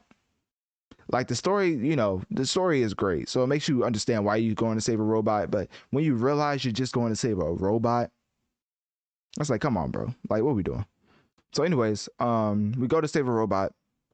And then we needed some other coordinates that only Ravis has. So we had to go back to this moon planet, which is like one of the coolest places in the game. They say it's the moon, but I don't even know if it's really the moon. It's just in space. And it looks like space. I don't know how to describe it. So anyways, yeah, you go fight Ravis, you take him out, and you kill him because unlike, the other deaths or the other fatalities that Cal Kestis was performing, Ravis actually wanted this death, and he was like, oh, it's honorary because I really, wanted to go out like a warrior, so you need to give me this warrior's death. So you end up killing him. So yeah, that's how that goes. When he gives you the coordinates to Dagon, you go meet up with Bode, and y'all go to take on Dagon's rebellion because he then somehow garnered a whole bunch of people to fight on his side against the Empire. I don't even know how he did that in a short amount of time. But then you go there and you see Dagon and y'all start to duke it out. And when I say duke it out, I mean, it was going to the point where they was just like, forget gravity. We finna start fighting on the ceiling. And then from that, I was like, that was one of the best boss fights in the game. So that may be my favorite boss fight in the game. Yeah, that's probably my favorite boss fight. But then at the end, you start doing some force stuff where y'all are fighting and using the force at the same time, which, oh, wow, I can't believe that happened. I know, I get it. But it was like some force vision. And Cal Kestis, like, took out Dagon using his own force vision against him. I ain't never seen nothing like that. So it was pretty interesting. Fast forward, they get what they needed. They take out Dagon. So they're going back to the place because the whole objective of this whole storyline is to get to this hidden path. So they finally find the directions and the way to get there. And they all singing Kumbaya. I mean, Cordova, Seer, Marin, Grease, even BD's in the spot. They about to go to this hidden path, but apparently they want to bring some other people along. And guess who that did not sit right with? And you guessed it, the main antagonist of the game, Bode. Who would have thunk that the man with the jetpack was going to be the main villain? Now I kept saying throughout the entire game, how come he don't just pick me up and take me to the next location instead of me having to do all these flips and tricks with the puzzles and stuff. But anyways, I guess carrying a grown man is not accepted in Star Wars. So anyways, he let us struggle all that way just for us to find out that he was an op the entire time. Not only was he an op, he was one of the best informants in the Empire. Had his own office space, everything, which is where you chase him to after he ends up killing. Who did he kill? Oh, that's when Cordova died. Oh yeah, so Bode killed Cordova, which I didn't care about. I didn't really care about him too much. So and then Bode went off to his little Empire hideout, and we traced him there because Marin had a great idea of tracking something. So we traced him to the Empire building, and as we're chasing him, the actual Empire, I mean the Empire is popping up at this hidden place in the planet, trying to take whatever key they had to go to the hidden path. So they show up, Darth Vader goes crazy, and Darth Vader shows up. So that's one of the biggest things. Darth Vader shows up, and you start controlling Seer. That's one of the biggest things in the game. You start controlling Seer, and that's the black woman in the game for all y'all who are confused. And you go around going crazy, and then Darth Vader shows up. And for some reason, they wanted to give us a fight scene between Seer and Darth Vader. Like, that was going to be believable. So, of course, Seer ends up dying because she's no match for Darth Vader. But they do act like you won by, like, having her, like, beat him up, a few times. But, yeah, at the end of the fight, of course, Darth Vader won because he's that dude. And then Seer died. So, Cal fought Bode. And that's when he realized that Bode, not only was he a traitor, an informant, and just a straight-up opposition, he also found out that Bode was a Jedi. Who would have thunk? And so he pulls out Dagon's lightsaber to fight Cal Kestis, because apparently this man had the Force, but he didn't have his own lightsaber. Yeah, y'all let me know how that makes sense. But anyways, so they was fighting, and then Bode just completely wipes the floor with Cal Kestis. Like, it just wasn't even. It was one of those boss fights from the beginning of the first game. It was like they just throw a boss in your face just to show you you're not ready. So Bode just cleans up Cal, and Cal has to walk back. He's just all defeated and stuff. And then he finds a dead Seer because of Darth Vader. Now, does he know it's because of Darth Vader? Maybe he did some Force sense touch and figured out that whole scene. But actually, now that I think about it, what if that Force touch was how he was looking back on how Seer died and we was playing in that whole scene? Anyways, conspiracy theory. So anyways, then Cal's like, okay, we got to get Bode, and then Marin comes with a great idea of, oh, he's tracked somewhere on another planet. So you go to that planet, and guess what? It's the final showdown with the main antagonist that we thought was on our side the entire time. So he actually used the key. He got to the hidden path, and we used the key. We got to the hidden path as well because, we have the coordinates now. And that whole journey was bumpy because I guess it was hard to get there, but we got there somehow. So we both on the only hidden planet that is hidden from the Empire or whatever. So we there looking for Bode. Bode has some daughter, which is why he did this entire thing trying to give her a safe place to be. We pop up in the place. We tell him, hey, either you gonna be peaceful and you gonna let other people come here, or we gonna have some problems, or we gonna have some issues. And then guess what? Bode just completely loses it, breaks the ground, so his daughter can't walk over while he's trying to throw hands with Cal Kestis. Technically, Cal Kestis didn't beat Bode. He had a 2-on-1, which I'm not respecting at all. So technically they jumped Bode, and it was Cal and Marin. And Marin is like the Star Wars version of Scarlet Witch. So that was already OP in itself. But now she's fighting along Cal, which throughout this whole game, you're learning a double saber blade abilities. You're learning dual wield abilities. You're learning blaster stance abilities, single blade abilities. What else? Cross blade abilities, which is like the heavy stance in the game. This man's just OP at this point. Like, he has all these stances. I'm wondering if and when Cal Kestis becomes canon and like an actual story, because obviously they said that this whole storyline is canon, which makes it even more great for Star Wars fans, because you're like, oh, we can actually line up the timelines. Apparently he's around when Obi-Wan's doing his thing, Obi-Wan Kenobi or whatever. But he's around when Obi-Wan was hiding. That's what it was. So anyways, Cal Kestis he has all these stances now. I'm wondering which stance they're gonna go with for the for when they make him canon, or if they're gonna make just a single blade, the patented thing from the first game. So I don't know. But anyways, you fight Bode. You wipe the floor with him, of course, because you have Marin now.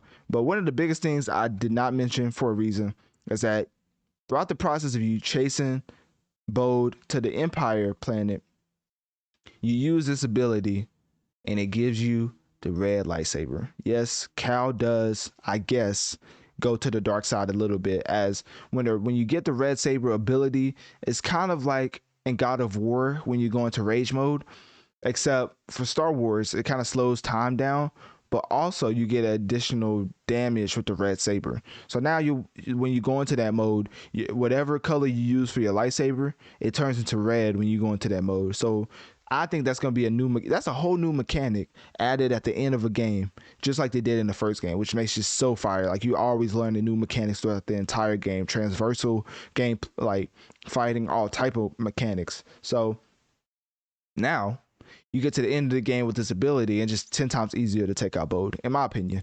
Like, of course, I wasn't playing on the hardest difficulty, but I wasn't playing on the easiest. So I was using that ability like whenever it called for it, and then it was just so easy to get to Bode and like take him out. So anyways, that red lightsaber ability was pretty cool. I'm thinking in the third game they need to give you like a Paragon and Renegade type system, because since they said it's a trilogy, they need to let us have multiple endings so we can wonder which one is canon for when they eventually or hopefully put him into a new Star Wars show, because they said they're not making any Star Wars show or movie or including or about Cal Kestis until his trilogy completes.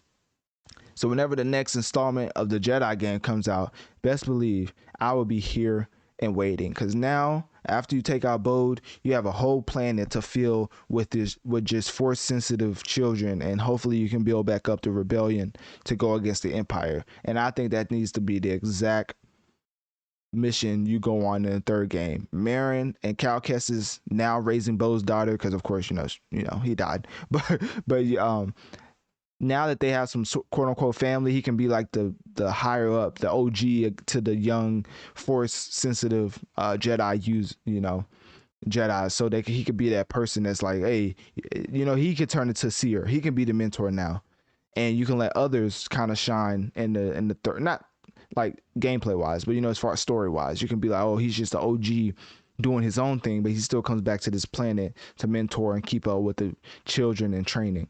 And I think the main protagonist for the third game has to be Darth Vader. Like, I'm not gonna lie to you, like, I know since it's canon, it would be hard to make Darth Vader the main antagonist, but bro, if they did it for Obi-Wan, which he's technically just out doing nothing and Darth Vader was just messing with him every chance he got, then we need that same type of interaction with Cal Kestis and Darth Vader. I'm not the biggest Star Wars fan, so I don't know what type of complicated loopholes that will throw into the whole story, but I just need Darth Vader to be the main antagonist for most of the storyline. I need Cal Kestis to win at least one fight to the point where Darth Vader needs help, because of course Darth Vader can't lose, because he's still in future he's already in future movies, so he can't lose, or that would be like, oh, how did he come back to life? But maybe he can have somebody else pop up who's a famous character and help Darth Vader, and that way Cal has to back off or whatever. But I really don't know where they're going to take it. All I'm going to say is we definitely need a Paragon and Renegade system, and especially with the red saber, that needs to be utilized more, as that is definitely where they need to take Cal to dig deeper into his personality.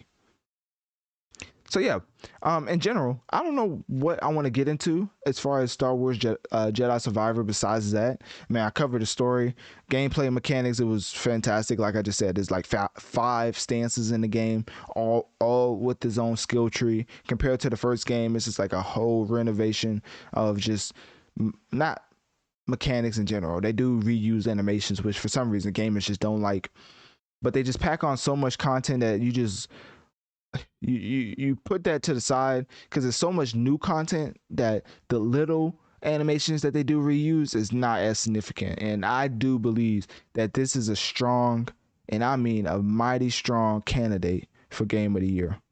But hey, I'm also a Spider-Man fan, and that does come out soon this year. And best believe me, if Spider-Man 2 is even close to Star Wars Jedi Survivor, the bias in me is going to come out. Because like I keep saying, Spider-Man is my favorite fictional creation of all time. But we're going to see what happens with the Star Wars video game. I think simply because of the optimization issues with PC, I don't know if people are going to put it in the game of the year discussion, but I really hope people give this a chance. Because when I tell you, this is one of the greatest games I've ever played in life, I am not joking. Like, this is probably top 5 video games I've ever played. So anyways, click my link tree in my bio. Let me know on one of my social medias. What do you think about Star Wars Jedi Survivor? Will you be checking out the game? And if you have, what was your favorite part of the Jedi Survivor story?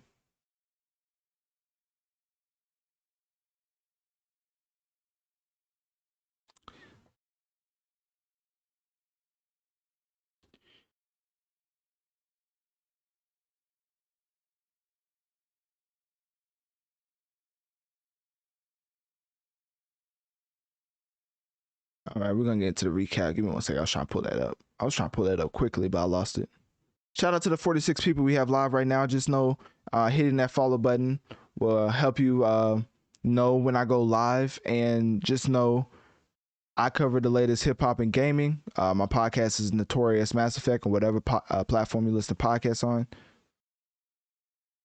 That's basically it, man. That's basically it. If you wasn't able to catch this whole thing, just know it'll be uploaded to that podcast platform after the fact.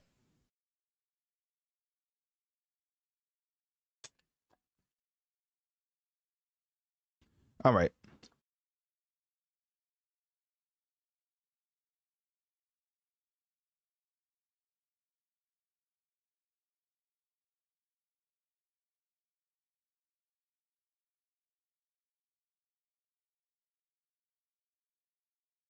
Getting into the overview of the pod for episode 123, we started with, of course, the evolution of AI technology, as y'all seem to love these segments, and boy, do I love it too. So honestly, I think at this point we may just have to have this be a permanent slot in every episode, as y'all just love this AI segment, as these are the ones that y'all be asking for when I'm looking for different topics. So AI Drake covering Many Men by 50 Cent. Then we got into how the gangster appeal may or may not help for sales, and Drake doesn't have really any of it. So so this Many Man track, whoever decided to have Drake cover Many Men, man, that's just hilarious, because who would have thought that Drake covering such a gangster-filled track would be so funny. Then we got into AI, Kanye West, and Playboi Carti, and we kind of just talked about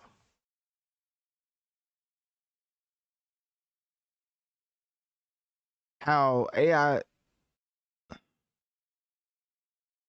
Hold up, I gotta start over. There's something that popped up. Okay. I could have just edited that out, man. That's crazy. I could have just edited that out. It's only a minute though. My fault, y'all. Give me 1 second. Yeah, let me edit that out. Okay, we're gonna start it over.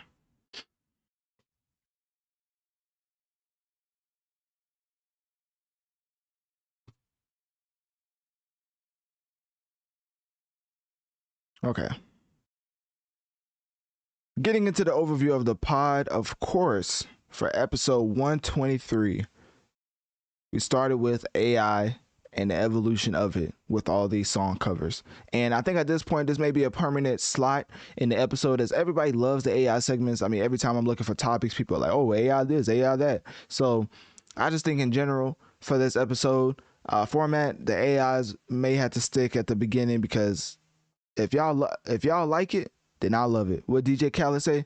I like what the fans like.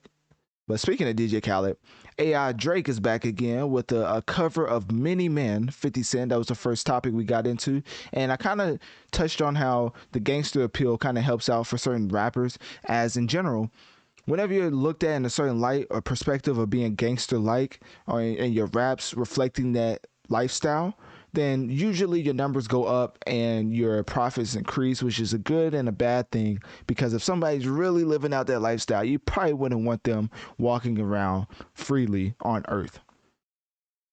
So whoever decided to have Drake, of all artists in the world, cover the Many Man track by 50 Cent, God bless you, because I don't know what you were thinking, but that was hilarious. Then for the next segment, we got to AI, Kanye West, and Playboi Carti covering the track Somebody That I Used to Know, which if y'all know, no pun intended, that track is phenomenal. That's like one of the more amazing tracks that I've ever heard in life. And I think Kanye West and Playboi Carti covering that with the use of AI technology is just fire in every sense of the word. And I will go as far to say, AI technology at this point has surpassed whatever music your favorite artist has put out this year. And it may just be the MVP of 2023. Then we switched gears and got into AI Taylor Swift. You know, we had to talk about Mrs. Swift, as they wanted her to cover the track Call Me Maybe. So we got into the, some of the stats about Call Me Maybe, how popular of a song it is. And it's just ironic how all the fans have the use of AI technology and they're using it to have Taylor Swift cover all their favorite songs. Because if you don't know, Taylor Swift is the music industry darling. Then we finished AI Talk, wrapping up Taylor covering 1,000 Miles. And when I talk about 1,000 Miles, we're talking about billions of streams. Song been around since like 1990s, I think. 1998, I believe, is when she wrote it. But anyways, Taylor Swift, covering that track because of the use of AI is funny, because usually when you can mimic anybody's voice to cover any song you want, you would go for your favorite artist, and it's just showcasing the amount of popularity that Taylor Swift has, because everybody is having her cover all the popular tracks. Then we switch gears, getting into some gaming news with PlayStation and CD Projekt Red, as PlayStation was rumored to be trying to acquire CD Projekt Red, and let me tell you, they probably tried, but they definitely failed, as the president and the CEO came out and he was like, hey, guess what? CD Projekt Red is not for sale, period. So there's that. That rumor's out the window. But then we got into Star Wars Jedi Survivor for the next, actually, no, we saved that one for the end. Then we got into Riot Games and them having to pay over 1,500 women compensation following a $100 million settlement of a gender discrimination lawsuit. Pretty serious topic. The way I covered it, I think I did it justice. Hopefully I did. But also, if you want to run that back and let me know what was your favorite part of it, please do so. But we definitely got into all those details and talked about how Riot Games is just, would just have been better off respecting women. How about that? Then we got to Takeoff Shooter and how he's indicted, and the justice system is definitely going slow with this case, but that's usually how it works. I mean, even XXXTentacion, God rest his soul, whenever he passed or was murdered, and they just was sentenced to prison like this year, I believe. So that type of stuff takes a while, and so we'll see what the final verdict is with the alleged killer of Takeoff. Then we ended the episode with a little bit of jokes, as Lil Wayne had advice for Ja Morant, but also I had the greatest advice for Ja Morant. I mean, if he's gonna act like he already has all the money he needs, then why not just crash all the way out? No, I'm just joking. My fault. that's horrible advice. But honestly, just speaking, I think Ja Morant's at a interesting crossroads where he doesn't really care about the ramifications, or he's just ignorant to the ramifications, as he's really going about life as he has no repercussions for his, or no consequences for his actions. And now the NBA is definitely showing him, even if you're in the confines of the law, you still would get suspended by the National Basketball Association, because at this point you are a public figure for a lot of multi-billion dollar brands. So yeah, that was about it for episode 123. Thank you for tuning in with me in the Notorious Mass Effect podcast, and don't be afraid to send me an email letting me know what you think of the show and what you want me to talk about in the next episode. Click my link tree in my bio to access my social media and keep up with my latest activities. If you want to support the show financially, click my Cash App link located towards the top of my link tree, as it helps the show overall. Make sure to share this podcast and rate this 5 stars on whatever platform you are currently listening on, as this helps the show reach more people. so we can grow together and affect the masses. Thank you for tuning in to another episode of the Notorious Mass Effect.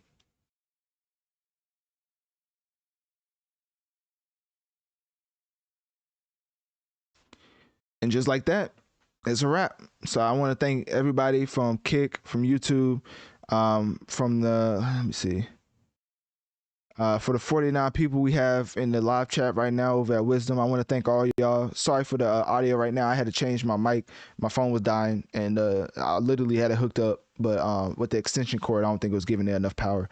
But anyways, if you want to hear what I usually sound like when I'm covering segments, just go over to my podcast, whatever platform you listen to podcasts on, just type in Notorious Mass Effect, as is definitely a completely different setup over there. But yeah, I appreciate you. I appreciate all 49 of y'all for sticking with me. And yeah, with that, if there's one more thing. Oh yeah. Shameless plug, of course. Check out my new music reviews on whatever platform you listen to podcasts on. Once again, Notorious Mass Effect. I cover Lil Durk, Taylor Swift, Kodak Black, and more music for May 26, 2023 when it came out. And it's available on all podcast platforms via my Linktree and bio.